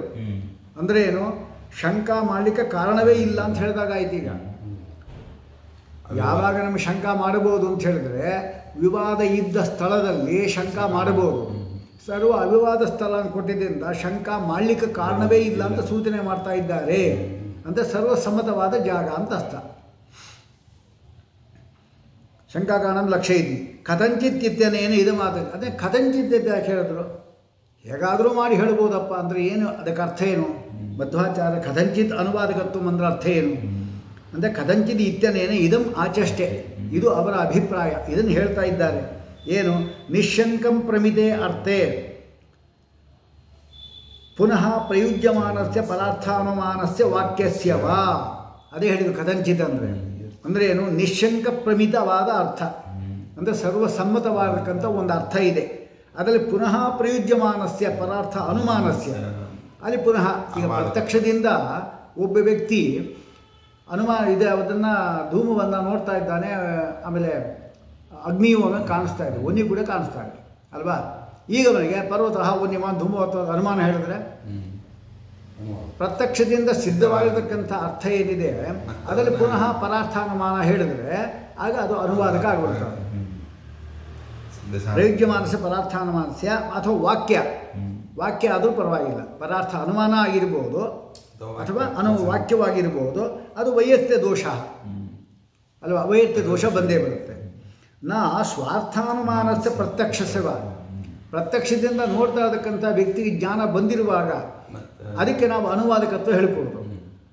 ಅದು ಅನುವಾದಕಾಂಕ ಆಗೋದಿಲ್ಲ. ಅದು ಯಾಕೆ? ಪರಾಧೀನ ಅಲ್ಲ ಅದು. ಅದಕ್ಕೇನೆ ಪರಾರ್ಥಾನುಮಾನ ಆದರೆ ಪರಾಧೀನ ಅಲ್ವಾ. ಇದು ಆಮೇಲೆ ಸ್ವಾರ್ಥಾನುಮಾನ ಎಂಬತಕ್ಕಂಥದ್ದೇ. ಹೋದ ತಕ್ಷಣ ಧೂಮ ನೋಡಿಕೊಳ್ಳೆ ವನ್ನಿ ಇದೆ ಅಂತ ಅನುಮಾನ ಮಾಡ್ದ, ಸರಿ ಅವನಿಗೆ ವ್ಯಾಪ್ತಿ ಸ್ಮರಣೆ ಬಂದ್ಬಿಡ್ತು. ಇದು ಸ್ವಾರ್ಥಾನುಮಾನ. ಪರಾರ್ಥಾನುಮಾನ ಆದರೆ ಧೂಮ ಇದ್ದ ಮಾತಕ್ಕೆ ವನ್ನಿ ಹಾಕಿರಬೇಕು ಅಂತ ಸಂಶಯ ಬರುತ್ತೆ ಅವನಿಗೆ. ಆಗ ವ್ಯಾಪ್ತಿ ಹೇಳಬೇಕು, ಪರಾಮರ್ಶೆ ಹೇಳಬೇಕು, ಇದೆಲ್ಲ ಹೇಳಬೇಕಾಗತ್ತೆ. ಅದು ಪರಾಧೀನವಾಗಿದೆ. ಹಾಗಾದಲ್ಲಿ ವೈಯತ್ಯ ದೋಷ ನ ಸ್ವಾರ್ಥಾನುಮಾನಸ್ಯ ಪ್ರತ್ಯಕ್ಷಸ್ಯ ವಾ ತಯೋಃ ಪುರುಷ ಅನಧೀನತ್ವಾತ್. ಅದು ಯಾವ ಪುರುಷನ ಅಧೀನವೂ ಅಲ್ಲ ಅದು. ಆಗ ಹೋದ, ಪ್ರತ್ಯಕ್ಷದಿಂದ ನೋಡ್ದ, ಸನ್ನಿಕರ್ಷ ಆಯಿತು, ಜ್ಞಾನ ಬಂದ್ಬಿಡ್ತು. ಸ್ವಾರ್ಥಾನುಮಾನವು ಹಾಗೆ. ಇಲ್ಲಿ ಪರಾಧೀನ ಪುರುಷಾಧೀನವಲ್ಲ ಇದು. ಅದೇವ ಪೂರ್ವಂ ಬಹೂನಾಮ್ ಇತಿ ದರ್ಶನಮಿತಿ ಉಕ್ತಂ. ಆದ್ದರಿಂದ ಬಹೂನಾಮ್ ಅಂತ ಹೇಳಿದ್ದಲ್ಲಿ ಏನು ಹಾಗಂದರೆ ಬಹೂನಾಮ್ ಅಂತ ಬಹಳ ಅಂತ ಹೇಳಿದರು. ಬಹೂನಾಮ್ ಬಹೂನಾಮ್ ಯಾವುದು? ಪ್ರಮಾಣಾನಾಂ ವಿರೋಧೇ ಬಹೂನಾಂ ವಚನೆ ತಸ್ಯವ ದರ್ಶನೇಶು ದಾಢ್ಯಸ್ಯ ದೃಷ್ಟಿ ಅಂತ ಹೇಳಿದ್ದು. ಅದಕ್ಕೆ ಹಾಂ ಅದೇ ಹೇಳಿದಾಗಾಯ್ತಲ್ಲಿ. ಅತಯೇವ ಪೂರ್ವಂ ಬಹೂನಾಮಿತಿ ದರ್ಶನ ಇತಿ ಚ ಉಕ್ತಂ. ಪೂರ್ವಂ ಬಹೂನಾಮಿತಿ ದರ್ಶನ ಉಕ್ತಂ. ಹಿಂದೆ ಹೇಳಿದ್ದೇನವರು ಬಹುಪ್ರಮಾಣ ವಿರೋಧ ಬಂದಾಗ ಮತ್ತು ದರ್ಶನ ಅಂತ ಹೇಳಿದ್ರು. ಅಂದರೆ ಪ್ರತ್ಯಕ್ಷದಿಂದ ನೋಡ್ತಾ ಇರುವಾಗ ಅಂದೇನು ಅರ್ಥ? ಅದಕ್ಕೆ ಬಹುನಾಮ ಅಂತ ಹೇಳಿದ್ರೆ ಸರ್ವ ಅವಿವಾದ ಸ್ಥಳ ಅಂತ ಹೇಳಿದಾಗಾಯಿತು. ಅಂದರೆ ಸ್ವಾರ್ಥಾನುಮಾನ ಅಂತ ಹೇಳಿದಾಗಾಯಿತು. ದರ್ಶನ ಅಂತ ಹೇಳಿದ್ರಿ ಅಂತ ಪ್ರತ್ಯಕ್ಷ ಅಂತ ಹೇಳಿದಾಗಾಯಿತು. ತತಃ ಕಿಂ ಪ್ರಕೃತೆ ಏನು ಹೇಳಿದಾಗಾಯಿತು? ನಾವು ಕೇಳಿದ ಪ್ರಶ್ನೆಗೆ ಈಗ ಅನುವಾದಕತ್ವ ಎಂಬತಕ್ಕಂಥದ್ದು ಇದಲ್ಲ, ಅದು ಎಲ್ಲಿಯೂ ಕೂಡ ಬರೋದಿಲ್ಲ, ಸಿದ್ಧರಾದ ದೋಷವೇ ಆಗೋದಿಲ್ಲ ಅಂತ ಹೇಳಿದ್ರಿಂದ ಏನು ಉತ್ತರ ಕೊಟ್ಟಾಗಾಯಿತು ಅಂದರೆ ನಚಾತ್ರ ಎಲ್ಲಿ ಇಲ್ಲಿ ನಚಾತ್ರ ಸರ್ವ ಅವಿವಾದ. ಅತ್ರ ಅಂದರೆ ಏನು? ಜೀವಾತ್ಮ ಪರಮಾತ್ಮರ ಭೇದ ವಿಚಾರದಲ್ಲಿ ಅವಿವಾದ ಅಂದರೆ ಸರ್ವ ಸಮ್ಮತಿ ಇಲ್ಲ. ನಚ ಸರ್ವ ಅವಿವಾದ. ಸರ್ವ ಅವಿವಾದ ಸ್ಥಳದಲ್ಲಿಯೇ ಏನೋ ಅನುವಾದಕತ್ವ ಬರೋದು ಅಲ್ವಾ. ಪ್ರಮಾಣಗಳಿಗೆ ಇನ್ನೊಂದು ಪ್ರಮಾಣ ಹೇಳಿದ್ರೆ ಅನುವಾದಕತ್ವ ಬರೋದು. ಯಾವಾಗಿದು? ಸರ್ವಸಮ್ಮತವಾದ ವಿಚಾರವಾಗಿದ್ದರೆ ಇಲ್ಲಿ ಸರ್ವಸಮ್ಮತ ಅಂತ ಯಾಕೆ ಹೇಳಬಾರ್ದು ಅಂತ ಹೇಳಿದ್ರೆ ಇಲ್ಲ. ಯಾಕೆಂದರೆ ಭೇದ ವಿಚಾರದಲ್ಲಿ ಎಲ್ಲರಿಗೂ ಸರ್ವಸಮ್ಮತಿ ಇಲ್ಲ. ನಜ ಅತ್ರ ಅಂದರೆ ಜೀವೇಶ್ವರ ಭೇದೆ ಅದೇ ಹೇಳ್ತಾರೆ. ಏನ ದ್ವಿತೀಯಾದಿ ಪ್ರಮಾಣನ ವೈಯತ್ಯಂ ಸ್ಯಾತ್. ಜೀವಾತ್ಮ ಪರಮಾತ್ಮನ ವಿಚಾರದಲ್ಲಿ ಎಲ್ಲರೂ ಕೂಡ ಭೇದವನ್ನು ಒಪ್ಪು ಬಿಟ್ಟಿದ್ರೆ ಸರ್ವಸಮ್ಮತವಾದ್ದರಿಂದ ಅಲ್ಲಿ ಪುನಃ ಎರಡು ಆಗಮ ಹೇಳ್ತು ಅಂದರೆ ಆಗ ಯಾವುದು ಸರ್ವಸಮ್ಮತಿ ಸ್ಥಳ ಆದ್ದರಿಂದ ಅನುವಾದಕ ಅಂತ ಹೇಳ್ಬೋದಾಗಿತ್ತು. ಕುತಃ ಸರ್ವಸಮ್ಮತಿ ಯಾಕ್ರಿ ಇಲ್ಲ ಇಲ್ಲಿ ಭೇದ ವಿಚಾರದಲ್ಲಿ ಅಂದರೆ ಏಕತ್ವ ಇದೆ ನೋಡು. ಏಕತ್ವವಾದಿನಾಮೇ ವಿವಾದ ದರ್ಶನಾತ್. ಐಕ್ಯವನ್ನು ಹೇಳ್ತಕ್ಕಂಥವ್ರು ಏನಿದ್ದಾರೆ ಅವರು ವಾದಿಗಳು ಬಹಳ ಜನ ಇದ್ದಾರೆ. ಏಕತ್ವವಾದಿನಾಮೇವ, ಏಕತ್ವ ಅಂದರೆ ಐಕ್ಯ, ಜೀವ ಪರಮಾತ್ಮ ಐಕ್ಯ ಹೇಳ್ತಕ್ಕಂಥವರೇ ಬಹಳ ವಾದಿಗಳು ಇದ್ದಾರೆ. ಆದ್ದರಿಂದ ವಿವಾದ ಇದೆ. ಆದ್ದರಿಂದ ಸರ್ವ ಅವಿವಾದ ಸ್ಥಳ ಆಗಲಿಲ್ಲ ಇದು ಭೇದ ವಿಚಾರ. ಜೀವೇಶ್ವರೇ ಆಯಿತು ಏಕತ್ವ ಇತಿ ಏವ ಶಬ್ದೇನ ವಿವಾದಸ್ಯ ಸುಪ್ರಸಿದ್ಧಿತಾಂ ದೋದಯತಿ. ಅಲ್ಲೇನು ಏಕತ್ವವಾದಿನಾಮೇವ ಏವ ಅಂತ ಹೇಳಿದ್ದಾರಲ್ಲಿ ಏಕತ್ವವಾದಿಗಳು ಏವ ಶಬ್ದ ಹೇಳಿದ್ರಿಂದ ಆ ವಿವಾದ ಎಂಬತಕ್ಕಂಥದ್ದು ಪ್ರಸಿದ್ಧವಾಗಿದೆ. ಯಾವುದು ಜೀವಾತ್ಮ ಪರಮಾತ್ಮರಿಗೆ ಭೇದವೋ ಐಕ್ಯವೆಂಬತಕ್ಕಂಥ ವಿವಾದ ಪ್ರಸಿದ್ಧವಾಗಿದೆ. ಏನು ಅಪ್ರಸಿದ್ಧವಾದದ್ದು ನಾವು ಹೇಳ್ತಾ ಇಲ್ಲ ಅಂತ ಹೇಳಿದಾಗ ಮಾಯಾವಾದಿಗಳು ಬರೋಕ್ಕೂ ಮುಂಚೆ ಅದು ಪ್ರಸಿದ್ಧ ಇರಲಿಲ್ಲ. ಯಾವುದು ಮಾಯಾವಾದಿಗಳೆಲ್ಲ ಬರೋಕ್ಕೂ ಮುಂಚೆ ಏಕತ್ವವಾದ ಪ್ರಸಿದ್ಧ ಇರಲಿಲ್ಲ. ಅವಾಗ ಅನುವಾದಕತ್ವ ಆಗ್ತದೆ. ಯಾರು ಹೇಳಿದ್ದು ಹಾಗೆ ಆಗಲ್ಲ. ಸಮಯಾಹಿ ಪ್ರವಾಹದ ಅಂತ ಮೊದಲಿಂದ ಇರತಕ್ಕಂಥದ್ದೇ ಅದು ಜೀವೇಶ್ವರ ಐಕ್ಯ ಅಲ್ವಾ. ಎಲ್ಲ ವಾದಗಳೂ ಕೂಡ ಮೊದಲಿಂದಲೂ ಇದ್ದೇ ಇದೆ. ಅದಕ್ಕೆ ಪ್ರವರ್ತಕರು ಆಮೇಲೆ ಬಂದವರು ಒಬ್ಬೊಬ್ಬರಾದರು ಅಷ್ಟೇ. ಪ್ರತಿಯೊಂದು ಸಮಯ ಶ್ರೀಮದಾಚಾರ್ಯ ಹೇಳ್ತಾರಲ್ಲ ಸಮಯಾಹಿ ಪ್ರವಾಹತಃ ಅಂತಾರೆ. ಎಲ್ಲ ಮತಗಳು ಇದ್ದೇ ಇದೆ. ಈಗ ಶೂನ್ಯ ಮತ ಎಲ್ಲಿತ್ತು ಅಂದರೆ ಅಸದ್ವಾ ಇದಮಗ್ರ ಆಸೀತ್. ಶೂನ್ಯ ಮತ ವೇದವೇ ಹೇಳಿಬಿಟ್ಟಿದೆ, ಅನುವಾದ ಮಾಡಿದ್ದಾರೆ ಅಲ್ವಾ. ಎಲ್ಲ ಮತಗಳು ಇದ್ದೇ ಇದೆ. ಅವರವ್ರು ಬಂದು ಅದನ್ನು ಪ್ರವರ್ತಕರಾದರು ಅಷ್ಟೇ, ಹೊಸದಾಗಿ ಮಾಡಿದ್ದಲ್ಲ. ದ್ವೈತ ಸಿದ್ಧಾಂತ ಕೂಡ ಮೊದಲಿಂದ ಇರೋದೇ. ಮಧ್ವಾಚಾರ್ಯ ಬಂದು ಅದನ್ನು ಎತ್ತಿ ಹಿಡಿದ್ರು ಅಷ್ಟೇ ಅದನ್ನು ಅಲ್ವಾ. ಆದ್ದರಿಂದ ಏವ ಶಬ್ದೇನ ವಿವಾದಸ್ಯ ಸ್ಪರ್ಧಾಂ ದೋದಯತಿ ಏಕತ್ವವಾದಿನಾಂ ಅನಾದಿತ್ವ ಅದೇ ಹೇಳ್ತಾರೆ ಅವರು. ಏಕತ್ವವಾದಿಗಳು ಅನಾದಿಯಿಂದ ಇದ್ದೇ ಇದ್ದಾರೆ ಅವರು. ಈಗ ನೆನ್ನೆ ಮನೆ ಬಂದವರಲ್ಲ ಅವರು. ಅದೇನು ಪ್ರಶ್ನೆ ಬಂದಾಗಾಯ್ತು ಹಾಗಾದರೆ ಏನು ಹೇಳಿದಾಗಾಯಿತು? ಏಕತ್ವವಾದಿಗಳು ಅನಾದಿ ಇದ್ದಾರೆ. ಏಕತ್ವವಾದಿಗಳು ನೆನ್ನೆ ಮೊನ್ನೆ ಬಂದವರು. ಆಗಮ ಎಂಬತಕ್ಕಂಥದ್ದು ಯಾವುದು ದ್ವೈತ ಆಗಮ ಅನಾದಿಯಿಂದ ಇರತಕ್ಕಂಥದ್ದು. ಅನಾದಿಯಾದದ್ದು ನೆನ್ನೆ ಮೊನ್ನೆ ಬಂದಿರತಕ್ಕಂಥದ್ದಕ್ಕೆ ಖಂಡನೆ ಮಾಡೋದು ಹೇಗೆ ರೀ ಅಂತ ಪ್ರಶ್ನೆ ಬಂದರೆ ಮೊದಲಿಂದ ಇದ್ದೇ ಇದೆ ಅಂತ ಪ್ರಶ್ನೆ. ಅದು ಬರಲ್ವಾ? ಅದು ಶಂಕರಾಚಾರ್ಯ ಬಂದಿದ್ದು 7ನೇ ಶತಮಾನ ಅದ್ರಲ್ಲಿ ಬಂದವರು ಅವರು ಅಲ್ವಾ. ಅಂದರೆ ಆಮೇಲೆ ಬಂದವರು ಐಕ್ಯ ಆಗಮಗಳೆಲ್ಲ ಬಂದಿದ್ದ ಆಮೇಲೆ, ಅಂದರೆ ನೂತನವಾದದ್ದು. ಅನಾದಿಯಿಂದ ಇರತಕ್ಕಂಥದ್ದು ಭೇದ ಆಗಮ. ಅದರಿಂದ ಇದಕ್ಕೆ ಬಾಧ ಹೇಳೋದು ಹೇಗೆ ನೆನ್ನೆ ಮೊನ್ನೆ ಬಂದೋದಕ್ಕೆ ಏನು ಪ್ರಶ್ನೆ ಬಂದರೆ ಏಕತ್ವವಾದಿ ಅನಾದಿಯಿಂದಲೂ ಇದ್ದೇ ಇದೆ. ಏಕತ್ವವಾದಿನ ಅನಾದಿತ್ವ ತದನೇನ ಬಹುತ್ವ ಪ್ರಮಾಣತ್ವಯೋ ಸಮಾವೇಶ ದರ್ಶಿತ. ಹಾಗೇನು ಹೇಳಿದಾಗಾಯಿತು? ಅವರೇನು ಹೇಳಿದ್ರು ಅಂದರೆ ಎಲ್ಲೆಲ್ಲಿ ಬಹುತ್ವ ಇರುತ್ತೆ ಅಲ್ಲಿ ಪ್ರಮಾಣತ್ವ ಇರಲ್ಲ, ಎಲ್ಲೆಲ್ಲಿ ಪ್ರಮಾಣವಾಗಿರುತ್ತೆ ಅದು ಬಹುತ್ವ ಇರಲ್ಲ ಅಂತ ಹೇಳಿದರು.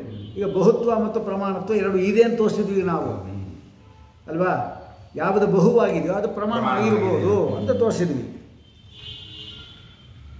ತಥಾಪಿ ಬಹುಪ್ರಮಾಣ ವಿರೋಧೇನ ಐಕ್ಯಾಗಮಸ್ಯ ಅಪ್ರಾಮಾಣ್ಯಂ ಕುತಃ. ಆಯ್ತು, ಬಹುಪ್ರಮಾಣ ವಿರೋಧ ಬರಲಿ, ಐಕ್ಯ ಆಗಮಕ್ಕೆ ಅಪ್ರಾಮಾಣ್ಯ ಬರೋದು ಹೇಗೆ ಅಂತ ಪ್ರಶ್ನೆ ಬಂದರೆ ಪ್ರಾಬಲ್ಯ ಅನಿಶ್ಚಯೇನ ವೈಪರೀತ್ಯಸ್ಯಾಪಿ ಸಂಭವಾದಿತ್ಯಾಹ. ಪ್ರಾಬಲ್ಯ ನಿಶ್ಚಯ ಆಗಲಿಲ್ವಲ್ಲ. ಈಗ ಬಹುಪ್ರಮಾಣ ವಿರೋಧ ಬರ್ತಾ ಇದೆ ಐಕ್ಯ ಆಗಮಕ್ಕೆ ಅಂದರೆ ಈಗೇನಾಯಿತು? ಅದು ಪ್ರಬಲ ಅಂತ ಆಗಲಿಲ್ಲ ಐಕ್ಯ ಆಗಮ ಎಂಬುದು, ದುರ್ಬಲ ಆಗಬೇಕು. ಯಾಕೆ ಇಷ್ಟು ಪ್ರಮಾಣ ವಿರೋಧ ಬಂದಾಗಿದ್ದು ಇದಾಗುತ್ತೆ?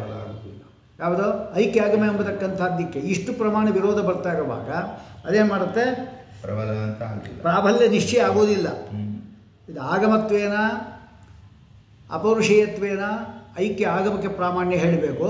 ಬಹಳ ಪ್ರಮಾಣ ವಿರೋಧ ಇದ್ದಿದ್ದರಿಂದ ಇದರಿಂದ ಅದಕ್ಕೆ ಬಾಧ ಹೇಳಬೇಕು ಅಂತ ನಮ್ಗೆ ತೀರ್ಮಾನ ಆಗೋದಿಲ್ಲ, ನಿಶ್ಚಯ ಆಗಲ್ಲ.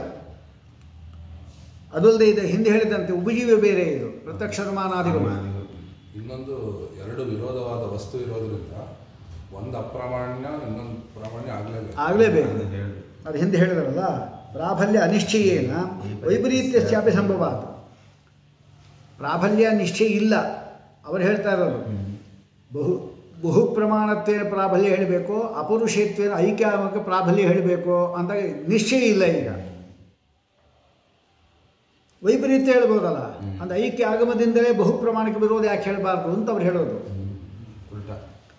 ಐಕ್ಯ ಆಗಮದಿಂದಲೇ ಬಹು ಪ್ರಮಾಣಗಳಿಗೆ ಯಾಕೆ ವಿರೋಧ ಹೇಳಬಾರ್ದು, ಅಪ್ರಾಮಾಣ್ಯ ಹೇಳಬಾರ್ದು, ತೀರ್ಮಾನ ಆಗಿಲ್ವಲ್ಲ ಅಂತ ಹೇಳಿದ್ರೆ ಇತ್ಯದಾಹ ಬಹು ಪ್ರಮಾಣ ಇದೆ.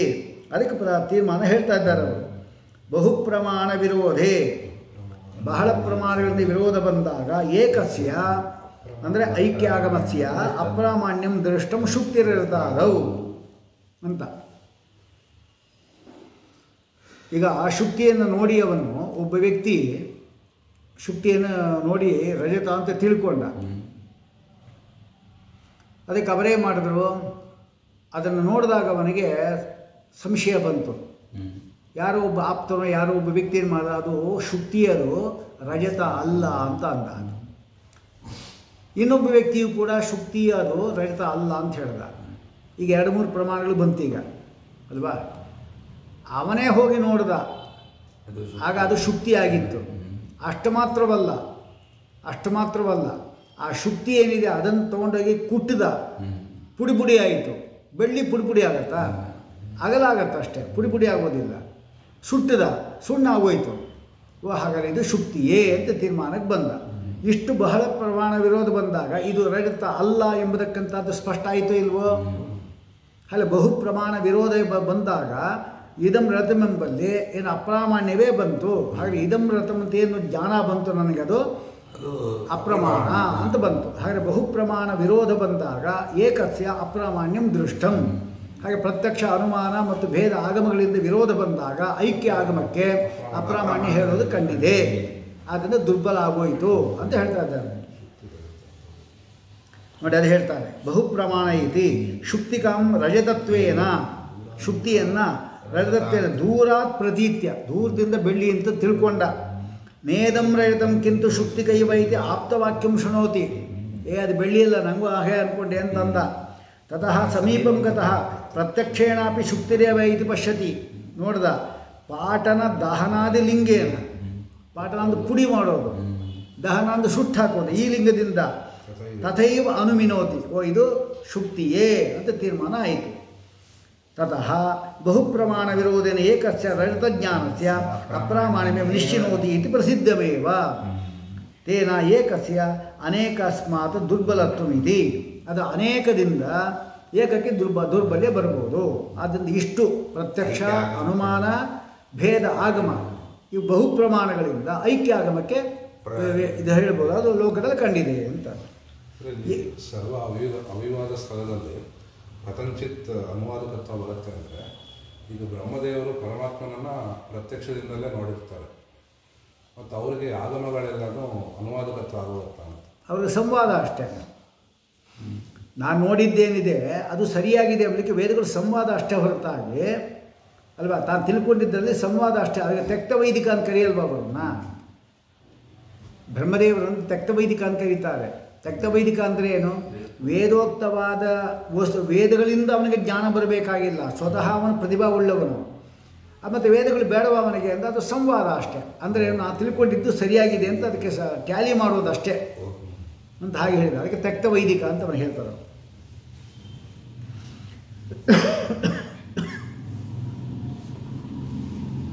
ಏತದುಕ್ತಂ ಭವತಿ. ಒಟ್ಟು ಈ ಒಂದು ವಾಕ್ಯಗಳಿಗೆ ತಾತ್ಪರ್ಯವನ್ನು ಹೇಳ್ತಾರೆ. ಐಕ್ಯವಾಕ್ಯಂ ಅಪ್ರಮಾಣಂ ಬಹುಪ್ರಮಾಣ ವಿರುದ್ಧತ್ವಾತ್ ಅಂತ ನಮ್ಮ ಅನುಮಾನ. ಐಕ್ಯವಾಕ್ಯ ಯಾವುದು? ಏನಾದ್ರು ಗಿಂಜಿ ಇತ್ಯಾದಿ ವಾಕ್ಯಗಳು ಹೇಳಿದ್ದಾರಲ್ಲ ಅವರು, ಅದು ಅಪ್ರಮಾಣ. ಯಾಕೆ? ಬಹುಪ್ರಮಾಣ ವಿರುದ್ಧವಾದ್ದರಿಂದ ಶುಕ್ತಿರಹಿತ ಜ್ಞಾನವತ್. ಶುಕ್ತಿರಹಿತ ಜ್ಞಾನ ಎಂಬುದಕ್ಕಂಥದ್ದು ಬಹುಪ್ರಮಾಣ. ಯಾಕೆ? ಆಗಮಗಳು ಪ್ರತ್ಯಕ್ಷ, ಇದರಿಂದ ಮತ್ತು ಪಾಠನ ದಹನಾದಿಗಳಿಂದ ತೀರ್ಮಾನ ಆಗಿದೆ ಅಲ್ವಾ. ಬಹಳ ಪ್ರಮಾಣ ವಿರೋಧ ಬಂದಿದ್ದರಿಂದ ಹೇಗೆ ಅದು ಅಪ್ರಮಾಣವೋ ಹಾಗೆ ಇದು ಕೂಡ ಅಪ್ರಮಾಣ ಅಂತ ಅನುಮಾನ ಮಾಡಿದ್ರೆ ಈಗ ಅಲ್ವಾ. ಇಲ್ಲಿ ನಾವು ಒಂದು ಉಪಾಧಿ ದೋಷ ಹೇಳ್ಬೋದಲ್ವಾ.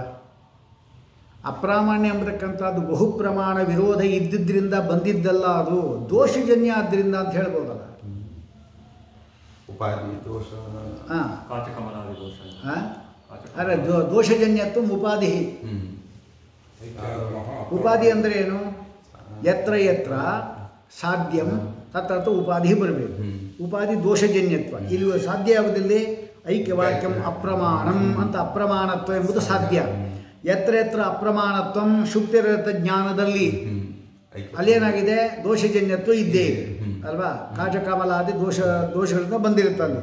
ಅಥವಾ ಫಳ ಹೊಳೆಯೋದು, ಚಾಕಚಕ್ಯತೆ ಆ ದೋಷದಿಂದ ಬಂದಿರುತ್ತೆ. ಹಾಗಾದರೆ ಸಾಧ್ಯ ವ್ಯಾಪಕತ್ವ ಬಂತು. ಸಾಧನಾ ಬಹುಪ್ರಮಾಣ ವಿರುದ್ಧತ್ವ ಎಂಬುದು ಐಕ್ಯವಾಕ್ಯಗಳಲ್ಲಿ ಇದೆ ಅಲ್ವಾ? ಅಲ್ಲಿ ದೋಷಜನ್ಯತ್ವ ಇಲ್ಲ. ಯಾಕೆ? ಉಪಾಧಿ ಬರಬಾರ್ದಲ್ವಾ? ಸಾಧನ ಅವ್ಯಾಪಕ ಆಗಿರಬೇಕಲ್ಲ. ಯಾಕಿಲ್ಲ? ಅದು ಆಗಮ ಆದ್ದರಿಂದ. ಆಗಮ ಅಪೌರುಷೇಯ ಅಲ್ವಾ? ಅಪೌರುಷ ಆಗಮ ಆದ್ದರಿಂದ ದೋಷ ಶಂಕೆನೇ ಬರಲ್ಲ ಅಲ್ಲಿ. ಹಾಗೆ ದೋಷಜನ್ಯತ್ವ ಬರಲಿಲ್ಲ. ಸಾಧನ ಅವ್ಯಾಪಕತ್ವ ಆಯಿತು. ಅದು ದೋಷಜನ್ಯತ್ವ ನಿಮ್ಮ ಅನುಮಾನಕ್ಕೆ ಉಪಾಧಿ ಅಂತ ಹೇಳ್ಬೋದು. ಅದಕ್ಕೆ ಹೇಳಬೇಕು ಅದಕ್ಕೆ ನಾವು ಹೇಳ್ತಾ ಇರೋದು ಬಹುಪ್ರಮಾಣ ವಿರುದ್ಧತ್ವಾದ ಎಂಬತಕ್ಕಂಥ ಸಾಧನ ಎಂಬತಕ್ಕಂಥದ್ದು ಐಕ್ಯವಾಕ್ಯದಲ್ಲಿ ಇದೆ. ಅಲ್ಲಿ ದೋಷಜನ್ಯತ್ವ ಇಲ್ಲ ಅಂತ ಹೇಳ್ತಾ ಇದ್ದಾರೆ. ಅದು ದೋಷಜನ್ಯವೇ.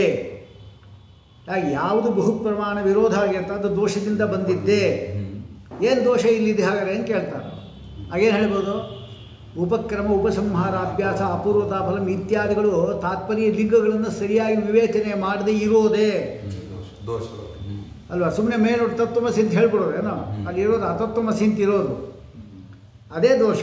ಹಾಗೆ ದೋಷನ್ಯತ್ವ ಇದಾದ್ರಿಂದ ಸಾಧನ ಅವ್ಯಾಪಕ ಆಗಲಿಲ್ಲ. ಉಪಾಧಿ ಸಾಧನ ವ್ಯಾಪಕವಾಗೋಯಿತು. ಯತ್ಯತ್ರ ಸಾಧನಂ ಬಹುಪ್ರಮಾಣ ವಿರೋಧತ್ವ ಎಂಬುದು ಪಕ್ಷದಲ್ಲಿದೆ. ಆಗಮದಲ್ಲಿ ಯಾಕೆ ಅಲ್ಲಿ ಆಗ ದೋಷವೇ ಇದೆ. ಏನು ದೋಷ? ಉಪಕ್ರಮಾದಿಗಳಿಂದ ತಾತ್ಪರ್ಯ ಲಿಂಗಗಳಿಂದ ಸರಿಯಾಗಿ ವಿವೇಚನೆ ಮಾಡದೆ ಮೇಲ್ನೋಟಕ್ಕೆ ಹೇಳಿದ್ದು ಅದೇ ದೋಷ. ಅಷ್ಟನ್ನು ಹೇಳ್ತಾರೆ ಈಗ ಇಲ್ಲಿ. ನನ್ನ ಶುಕ್ತಿಕಾರರತ ಜ್ಞಾನಸ್ಯ ದುರ್ಬಲತ್ವಂ ಅಪ್ರಾಮಾಣ್ಯಂಚ ದೋಷಜನ್ಯತ್ವ ಪ್ರಯುಕ್ತಮೇವ ನಾ ಬಹುಧರ್ ಪ್ರಮಾಣ ವಿರುದ್ಧತ್ವ ಪ್ರಯುಕ್ತಂ. ಅಂದರೆ ಅರ್ಥ ದೋಷಜನ್ಯತ್ವ ಎಂಬುದು ಉಪಾಧಿ ಹೇಳತಕ್ಕಂಥವರ ಅಭಿಪ್ರಾಯ ಏನಂದರೆ, ನೀವು ಯಾವ ಹೇತುವನ್ನು ಅಪ್ರಾಮಾಣ್ಯವನ್ನು ಸಾಧನೆ ಮಾಡಲಿಕ್ಕೆ ಬಹುಪ್ರಮಾಣ ವಿರೋಧತ್ವ ಹೇಳ್ತಾ ಇದ್ದೀರಿ ಅದು ಅದಕ್ಕೆ ಸಾಧ್ಯ ಸಾಧಕ ಅಲ್ಲ. ಇನ್ನೇನು ಬೇರೆ ಇದೆ, ದೋಷಜನ್ಯತ್ವ ಎಂಬುದು ಇದೆ. ಅದು ಹೇಗೆ? ಪರ್ವತಃ ಧೂಮವಾನ್ ವನ್ಯೇ ಅಂತ ಹೇಳ್ತೀವಿ ನಾವು. ಪರ್ವತವು ಧೂಮವುಳ್ಳದ್ದು ವನ್ನಿ ಇದ್ದಿದ್ದರಿಂದ ಅಂತ. ಇದು ದೋಷಗ್ರಸ್ತ. ಇಲ್ಲಿ ಯಾವುದು ಉಪಾಧಿ? ಇಲ್ಲಿ ಆರ್ದ್ರೇಂದ್ರನ ಸಂಯೋಗ, ಹಸಿ ಕಟ್ಟಿಗೆಯ ಸಂಯೋಗ ಇಲ್ಲಿ ಉಪಾಧಿ. ಪರ್ವತವು ಧೂಮವುಳ್ಳದ್ದು ಯಾಕೆ ಅಂದರೆ ವನ್ನಿ ಇದ್ದಿದ್ದರಿಂದ ಅಲ್ಲ. ವನ್ನಿ ಇದ್ದಿದ್ದರಿಂದ ಆಗೋದಾದರೆ ಅಯೋಗೋಲಕದಲ್ಲಿ ಕೂಡ ಬರಬೇಕಾಗಿತ್ತು ಧೂಮ. ಮತ್ತು ಇನ್ಯಾವುದರಿಂದ? ಹಸಿ ಕಟ್ಟಿಗೆ ಸಂಯೋಗ ಇದ್ದಿದ್ದರಿಂದ. ಹಾಗಾದರೆ ಯಾವುದು ಉಪಾಧಿ ಅಂತ ಹೇಳ್ತಾನೋ ಅದೇ ಸಾಧ್ಯ ಸಾಧಕ. ಧೂಮವನ್ನು ಸಾಧನೆ ಮಾಡಲಿಕ್ಕೆ ಆರ್ದ್ರನ ಸಂಯೋಗ ಕಾರಣ ಅಷ್ಟೇ ಹೊರತಾಗಿ ಇನ್ನು ಹಿಂಗೆ ಹೇಳಿ ಪರ್ವತಃ ಧೂಮವಾನ್ ಆರ್ದ್ರನ ಸಂಯೋಗತ್ವಾತ್ ಅಂತ ಹೇಳಬೇಕಾದ್ರೆ ನಡೆಯುತ್ತೆ ಅಂತ ಅಭಿಪ್ರಾಯ. ಹಾಗೆ ಇಲ್ಲಿ ಐಕ್ಯವಾಕ್ಯಂ ಅಪ್ರಮಾಣಂ. ಯಾಕೆ? ಬಹುಪ್ರಮಾಣ ವಿರುದ್ಧತ್ವ ಶುಕ್ತಿರತ್ವ ಅಂತ ಹೇಳಿದರೆ ಬಹುಪ್ರಮಾಣ ವಿರೋಧತ್ವ ಎಲ್ಲೆಲ್ಲಿರುತ್ತೆ ಅಲ್ಲೆಲ್ಲ ಅಪ್ರಾಮಾಣ್ಯ ಬರೋದಿಲ್ಲ. ಮತ್ತಿನ್ಯಾವುದು? ದೋಷಜನ್ಯತ್ವ ಎಂಬತಕ್ಕಂಥದ್ದು ಮುಖ್ಯವಾದದ್ದು. ಹಾಗೆ ಹಿಂಗೆ ಅನುಮಾನ ಮಾಡಿ ಯತ್ರ ಯಾವುದು ಐಕ್ಯವಾಕ್ಯಂ ಅಪ್ರಮಾಣಂ ದೋಷಜನ್ಯತ್ವ ಅಂತ ಬೇಕಾದ್ರೆ ಹೇಳಿ. ಅದು ದೋಷಜನ್ಯ ಅಲ್ಲ ಐಕ್ಯವಾಕ್ಯ. ಯಾಕೆ? ಹೇತುವೇ ಬರಲ್ಲ, ಅಸಿದ್ಧ, ಅಪೌರುಷ ಆದ್ದರಿಂದ ಅಂತ ಅವ್ರು ಹೇಳೋರು. ಶುಕ್ತಿಕಾರತ ಜ್ಞಾನ ದುರ್ಬಲತ್ವಂ ಅಪ್ರಾಮಾಣ್ಯಂ ದೋಷಜನ್ಯತ್ವ ಪ್ರಯುಕ್ತಮೇವ ನ ಬಹುತರ ಪ್ರಮಾಣ ವಿರುದ್ಧ ಪ್ರಯುಕ್ತಂ. ಅಂದರೆ ಹೇತು ಸಾಧ್ಯ ಸರಿಯಿಲ್ಲ ಅಂತಾಯಿತು. ಯಾಕೆ ಅಂದರೆ ಏದು ಅಪ್ರಮಾಣಂ ತದ್ ದೋಷಜನ್ಯ ಮಿತಿ ಸಾಧ್ಯ ವ್ಯಾಪಕತ್ವ. ಅದು ಉಪಾಧಿ ಹೇಳ್ತಾ ಇದ್ದಾರೆ. ಯಾವುದ್ಯಾವುದು ಅಪ್ರಮಾಣವೋ ಅದೇ ಸಾಧ್ಯ. ತದ್ ದೋಷಜನ್ಯಂ ಎಲ್ಲಿ? ಶುಕ್ತಿರಹಿತ. ಸಾಧನವತ್ಯಪಿ ಪಕ್ಷೆ ಬಹುಪ್ರಮಾಣ ವಿರುದ್ಧತ್ವ ಎಂಬತಕ್ಕಂಥದ್ದು ಪಕ್ಷದಲ್ಲಿದೆ. ಅಲ್ಲಿ ಅಪೌರುಷೇಯವಾದ್ದರಿಂದ ದೋಷಶಂಕ ಅಭಾವೇನ, ದೋಷಶಂಕನೇ ಇಲ್ಲ. ಆದ್ದರಿಂದ ಸಾಧನ ಅವ್ಯಾಪಕತ್ವಾಚ್ಛ ಅಂತ ಹೇಳಿದರು. ನಚ ದೋಷ ಇತಿ ಇಷ್ಟು ಅವರು ಪೂರ್ವಪಕ್ಷ ಅವರು. ಅದಕ್ಕೆ ನಚ ದೋಷ ನಚ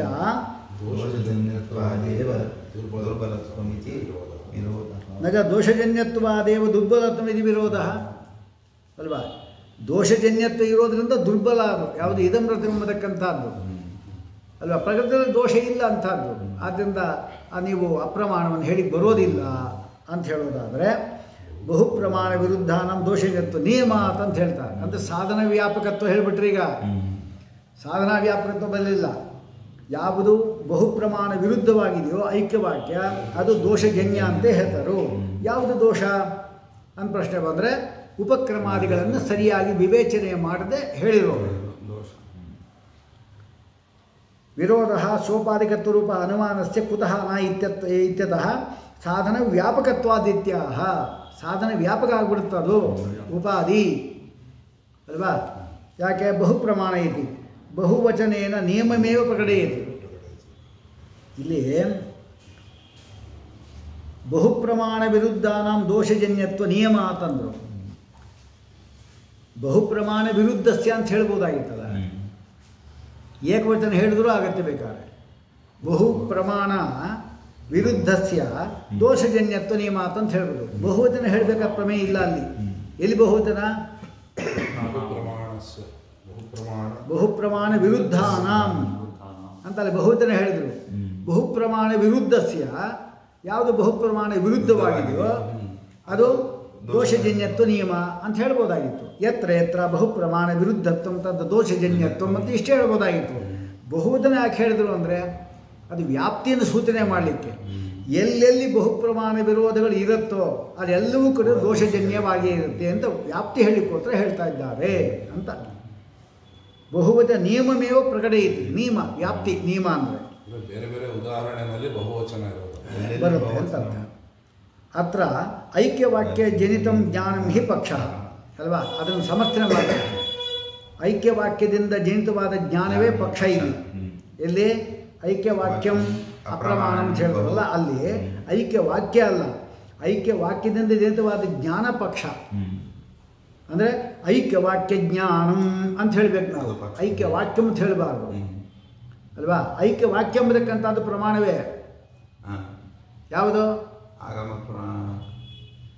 ಅದು ಪ್ರಮಾಣ ಹೆಂಗಾಗುತ್ತೆ? ಅವ್ರ ಪ್ರಕಾರ ಯಾಕೆ ಅಪೌರುಷೇಯವಾದ್ದರಿಂದ ಐಕ್ಯವಾಕ್ಯ ಪ್ರಮಾಣ ಅಂತ ಅವ್ರು ಹೇಳೋದು. ನಾವು ಹಂಗಲ್ಲಿ ಹೇಳ್ತಾ ಇರೋದು ಐಕ್ಯವಾಕ್ಯ ಜ್ಞಾನಂ ಅಂದರೆ ಯಾವುದು ಐಕ್ಯವಾಕ್ಯಗಳಿಂದ ಬರ್ತಾ ಇದೆ ನಿಮಗೆ ಜ್ಞಾನ ಅದು ಅಪ್ರಮಾಣ. ಯಾಕೆ ಅಂದರೆ ಬಹಳ ಪ್ರಮಾಣ ವಿರೋಧ ಇದ್ದಿದ್ದರಿಂದ ಈ ಸರಿ ಹೋಗುತ್ತೆ, ಈ ಉಪಾಧಿ ದೋಷ ಬರಲ್ಲ. ತಸ್ಯ ಪೂರ್ವೋತ್ತರ ಅಪರಾಮರ್ಶ ಶೂನ್ಯತಾ ದೋಷಜನ್ಯತ್ವ ಸಂಭವತ್ತೇವ ಅಲ್ವಾ? ಪೂರ್ವ ಉತ್ತರ ಪರಾಮರ್ಶ ಇಲ್ಲದೆ ಇರೋದು ಅದೇ ದೋಷ. ಹಾಗಾದರೆ ವ್ಯಾಪ್ತಿ ಹೇಳಿದಾಗಾಯಿತು. ಎತ್ರ ಎತ್ರ ಯಾವುದು? ಐಕ್ಯವಾಕ್ಯ ಜನಿತಂ ಜ್ಞಾನಂ ಪೂರ್ವೋತ್ತರ ಪೂರ್ವೋತ್ತರ ಪರಾಮರ್ಶ ಶೂನ್ಯತ್ವ ಎಂಬುದಕ್ಕಂಥ ಅದೇ ದೋಷ. ಅದು ದೋಷಜನ್ಯತ್ವ ಎಂಬುದು ಬಂದೇ ಬರುತ್ತೆ ಅಂತ ವ್ಯಾಪ್ತಿನ ಹೇಳಿದಾಗಾಯಿತು. ಅವಶ್ಯಂ ಚ ಏತದ್ ಸಾಧನ ವ್ಯಾಪಕತ್ವ ಪರೇಣಾಪಿ ಅಂಗೀಕಾರ್ಯಂ. ಬೇರೆಯವರು ಒಪ್ಪಬೇಕು ಇದನ್ನು, ಪರರೂ ಕೂಡ ಇದನ್ನು ನಿಯಮ ಒಪ್ಪಲೇಬೇಕು. ಯಾವುದು ಸಾಧನ ವ್ಯಾಪಕತ್ವವನ್ನು. ಸಾಧನ ವ್ಯಾಪಕ ಯಾವುದು? ಯತ್ರ ಯತ್ರ ಬಹುಪ್ರಮಾಣ ವಿರುದ್ಧತ್ವ ಅದು ಪಕ್ಷದಲ್ಲಿ ಐಕ್ಯವಾಕ್ಯದಲ್ಲಿ ಅಲ್ಲಿ ದೋಷಜನ್ಯತ್ವ ಒಪ್ಪಲೇಬೇಕು ಅಲ್ವಾ? ಇತ್ಯಾಹ ದೋಷಜನ್ಯತ್ವ ಚ ಬಲವತ್ ಪ್ರಮಾಣ ವಿರೋಧಾದೇವ ಜ್ಞಾಯತೆ. ಅದ್ಯಾಗರಿ ಅಂತ ಹೇಳಿದ್ರೆ ಬಹಳ ಪ್ರಮಾಣ ವಿರೋಧ ಇದ್ದ ಮಾತ್ರಕ್ಕೆ ದೋಷಜನ್ಯತ್ವ ಯಾಕೆ ಅಂದರೆ ಬಹುಪ್ರಮಾಣ ವಿರೋಧ ಇದ್ದಿದ್ದರಿಂದಲೇ ದೋಷ ಎಂಬುದು ದೋಷಜನ್ಯ ಅಂತ ಹೇಳೋದು ನಾವು ಅಲ್ವಾ? ಯಾವುದು ಬಹುಪ್ರಮಾಣ ವಿರುದ್ಧವಾಗಿರುತ್ತೋ ಅದು ದೋಷಜನ್ಯ ಆಗೇ ಇರುತ್ತೆ. ನಿಮ್ಮ ಐಕ್ಯವಾಕ್ಯ ಜ್ಞಾನ ಇದಲ್ಲ ಅದು ಬಹುಪ್ರಮಾಣ ವಿರೋಧ ಬಂದಿದ್ದರಿಂದ ಅದು ದೋಷಜನ್ಯ ಅಂತ ಹೇಳ್ತಾರೋ. ಆದ್ದರಿಂದ ಸಾಧನ ವ್ಯಾಪಕವಾಯಿತು ನಿಮ್ಮ ಉಪಾಧಿ ದೋಷಜನ್ಯತ್ವ.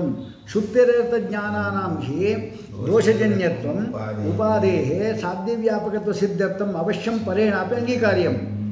ಶುದ್ಧಿರತ ದೃಷ್ಟಾಂತ, ಅದಕ್ಕೆ ದೋಷಜನ್ಯತ್ವ ಎಂಬುದಕ್ಕಂಥದ್ದು ಉಪಾಧಿ, ಅದು ಸಾಧ್ಯ ವ್ಯಾಪಕತ್ವ ಒಪ್ಪಲೇಬೇಕವನು. ಯತ್ರ ಯತ್ರ ಅಪ್ರಾಮಾಣ್ಯಂ ಶುದ್ಧಿರತ ಅದು ತತ್ರ ದೋಷಜನ್ಯತ್ವ ಒಪ್ಪಲೇಬೇಕು ಅಂಗೀಕಾರ್ಯಂ. ತತಃ ಕುತಃ ಜ್ಞಾಯತೆ ಇದು ವಕ್ತವ್ಯಂ.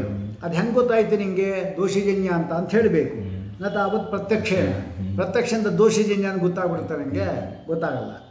ಜನ್ಯಜನಕ ಭಾವಸ್ಯ ಸರ್ವತ ಅತೀಂದ್ರಿಯತ್ವ, ಇದು ಇದರಿಂದ ಹುಟ್ಟತ್ತೆ ಎಂಬುದಕ್ಕಂಥದ್ದು ನಮ್ಗೆ ಕಾಣಿಸೋದಿಲ್ಲ ಅದು ಅಲ್ವಾ? ನಾಪಿ ಅನುಮೇಯ ವ್ಯತಿರೇಕ ಅನುಮೇಯಂ ಯತ್ರ ಬಹುಪ್ರಮಾಣ ವಿರುದ್ಧತ್ವಂ ತತ್ರ ಅಲ್ಲ ಯತ್ರ ಬಹುಪ್ರಮಾಣ ವಿರುದ್ಧತ್ವಂ ತತ್ರ ದೋಷಜನ್ಯತ್ವಂ ದೋಷಜನ್ಯತ್ವ ಯತ್ರ ದೋಷಜನ್ಯತ್ವಾಭಾವಃ ತತ್ರ ಬಹುಪ್ರಮಾಣ ವಿರೋಧ ಭಾವ ಅಂತ ಹೇಳಿಬಿಟ್ಟು ಅನ್ವಯ ವ್ಯತಿರೇಕದಿಂದ ಹೇಳಬೇಕು. ಇಂದ್ರಿಯಾಣಾಂ ಅತೀಂದ್ರಿಯತ್ವೇನ ತದ್ದೋಷಾಣಾಪಿ ಅತೀಂದ್ರಿಯತ್ವ. ಇಂದ್ರಿಯಗಳೆಲ್ಲ ಅತೀಂದ್ರಿಯವಾದ್ದರಿಂದ ಆ ದೋಷಗಳು ಕೂಡ ಅತೀಂದ್ರಿಯ, ನಮ್ಮ ಕಣ್ಣು ಕಾಣಿಸೋದಿಲ್ಲ. ನಾಪಿ ಅಪ್ರಮಾಣತ್ವೇನ, ಇದು ಅಪ್ರಮಾಣವಾದ್ದರಿಂದ ದೋಷಜನ್ಯ ಅಂತ ಹೇಳ್ತೀವಿ ಅಂತ ಹೇಳಬೇಕು. ತಜ್ಞಾನ ಇಪಿ ಉಪಾಯಾಭಾವಾತ್ ಅಲ್ವಾ. ಇದು ಅಪ್ರಮಾಣ ಅಂತ ಜ್ಞಾನ ಬರೋದು ಹೇಗೆ ನಮಗೆ? ಅದು ಉಪಾಯ ಇಲ್ಲ ಅದಕ್ಕೆ. ನಜ ಅತ್ರ ಆಗಮೋ ಅಸ್ತಿ, ಈ ವಿಚಾರದಲ್ಲಿ ಆಗಮವೂ ಯಾವುದಿಲ್ಲ. ಅತಃ ಬಲವತ್ ಪ್ರಮಾಣ ವಿರುದ್ಧತ್ವಾದೇವ ದೋಷಜನ್ಯತ್ವ ತತ್ತನ್ಮೇಯಂ, ಇದೊಂದೇ ಇರೋದು, ನೀನು ಒಪ್ಪಲೇಬೇಕಿದನ್ನು. ತತಃ ಯದ್ ಬಲವತ್ ಪ್ರಮಾಣ ವಿರುದ್ಧಂ ತದ್ದೋಷಜನ್ಯಮಿತಿ ವ್ಯಾಪ್ತಿ ಅಂಗೀಕಾರ್ಯ. ಯದ್ ಬಲವತ್ ಪ್ರಮಾಣ ವಿರುದ್ಧವಾಗಿದೆ ಅದು ದೋಷಜನ್ಯ ಅಂತ ಒಪ್ಪಲೇಬೇಕು. ಬಲವತ್ವಂಚ ಬಾಧಕ ಪ್ರಮಾಣಸ್ಯ ಉಪಜೀವ್ಯತ್ವ ನಿರವಕಾಶತ್ವಾಭ್ಯಾಂ ಇವ, ಅದರಂತೆ ಬಹುತ್ವೇನಾಪಿ ಅಂಗೀಕರಣೀಯಂ ಸರ್ವತ್ರ ಉಪಜೀವ್ಯತ್ವಾದೇಹ ಅಭಾವ. ಎಲ್ಲ ಕಡೆ ಉಪಜೀವ್ಯತ್ವ ಎಲ್ಲಿರುತ್ತೆ ನಿಮಗೆ? ಎಲ್ಲ ಕಡೆಗೂ ಉಪಜೀವಿತ್ವ ಇರೋದಿಲ್ಲ. ಮತ್ತೇನೇ ಮಾಡಬೇಕಾಗದೆ? ಇದೇ ಬಹುಪ್ರಮಾಣ ವಿರುದ್ಧವಾದ ಯಾವುದೋ ಅದೇ ತಗೋಬೇಕಷ್ಟೇ. ಸರ್ವಥಾ ಸ್ವೀಕಾರ್ಯ ಇತಿ ಸಾಧನ ವ್ಯಾಪಕತ್ವಾದ ನ ಅಸ್ಯ ಉಪಾದಿತ್ವಂ, ಈ ಅನುಮಾನಕ್ಕೆ ಉಪಾದಿತ್ವ ಬರುವುದಿಲ್ಲ ಅಂತ ಹೇಳಿದರು.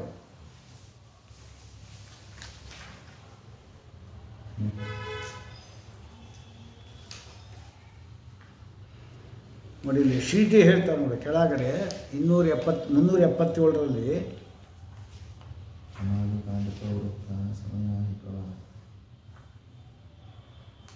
ನನ್ನ ಇದಾನೀಂತನ ಐಕ್ಯವಾದಿ ವಿಷಯ ವಿವಾದ ಜನಿತ ಶಂಕಾಯಾಂ ಸಿಗ್ತಾ ಕೆಳಗಡೆ ಇದೆ ನೋಡು, ಆ ಶ್ಲೋಕ ಇದೆ ಅದ್ರ ಮೇಲಿನ ವಾಕ್ಯ. ಅನಾದಿಕಾಲತೋ ವೃತ್ತಾಹ ಸಮಯ ಹಿ ಪ್ರವಾಹತ ಅಂತಿದಲ್ಲ, ಅದಕ್ಕೆ ಪೀಠಿಕೆ ನೋಡ್ರಿ. ನನ್ನ ವಿಧಾನೀಂತನ ಐಕ್ಯವಾದಿ ವಿವಾದ ಜನಿತ ಶಂಕ ಅಪನೋದನಾಯ ಅನಾದಿ ವೇದ ಪ್ರವೃತ್ತಿ ಕಥಂ. ಈ ಇದಾನೀಂತನ ಅಂದರೆ ಇತ್ತೀಚೆಗೆ ಬಂದಿರತಕ್ಕಂಥವರೇ ಇದ್ದಾರೆ ಅರ್ವಾಚೀನರು, ಶಂಕರಾಚಾರ್ಯಾದಿಗಳು. ಅವರು ಮಾಡಿರತಕ್ಕಂಥ ಐಕ್ಯವಾದ ಅವರು ಮಾಡಿದ್ದರು. ಅದಕ್ಕೆ ಅನಾದಿಯಾದಕ್ಕಂಥ ಭೇದವಾಕ್ಯದಿಂದ ನಾವು ಅದಕ್ಕೆ ನಿವೃತ್ತಿ ಹೇಳೋದು ಹೇಗೆ? ಇತಿದಾಹ ಏಕತ್ವವಾದಿನಾಮಿತಿ ಅನಾದಿತ್ವಾತ್ ಪ್ರವಾಹತೋ ಅನಾದಿತ್ವಾತ್ ಅಂತರ್ಥ. ಪ್ರವಾಹತ ಬರ್ತಾನೇ ಇದೆ. ಅದೆಲ್ಲಿ ಗೊತ್ತಾಯ್ತು ನಿಮಗೆ? ಶೌದ್ಧೋಧನಿ ಪ್ರಭೃತಿಯ ಸಂಪ್ರದಾಯ ಪ್ರವರ್ತಕ. ಶೌದ್ಧೋಧನಿ ಶುದ್ಧೋಧನನ ಮಗ ಯಾರು? ಜಿನ, ಅವನೇನಿದ್ದಾನೆ ಅಥವಾ ಬುದ್ಧ, ಇಬ್ಬರೂ ಕೂಡ ಸಂಪ್ರದಾಯ ಪ್ರವರ್ತಕರು ಅಂತ ಹೇಳ್ತಾ ಇದ್ದಾರೆ. ಯಥೋಕ್ತ ಮನುವ್ಯಾಖ್ಯಾನ ಅಲ್ವಾ? ಅಂದರೆ ಆ ಪ್ರವಾಹದ ಅನಾದಿತ್ವ ಹೇಗೆ? ಸಮಯಗಳಿಗೆ ಪ್ರಶ್ನೆ ಬಂದರೆ ಅನಾದಿ ಕಾಲತೋ ವೃತ್ತಾಹ ಸಮಯ ಹಿ ಪ್ರವಾಹತಃ ಇದ್ದೇ ಇದೆ ಹಿಂದಿನಿಂದಲೂ ಕೂಡ.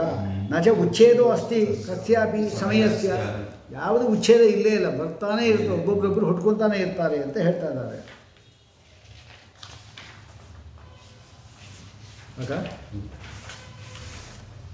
ಅದರ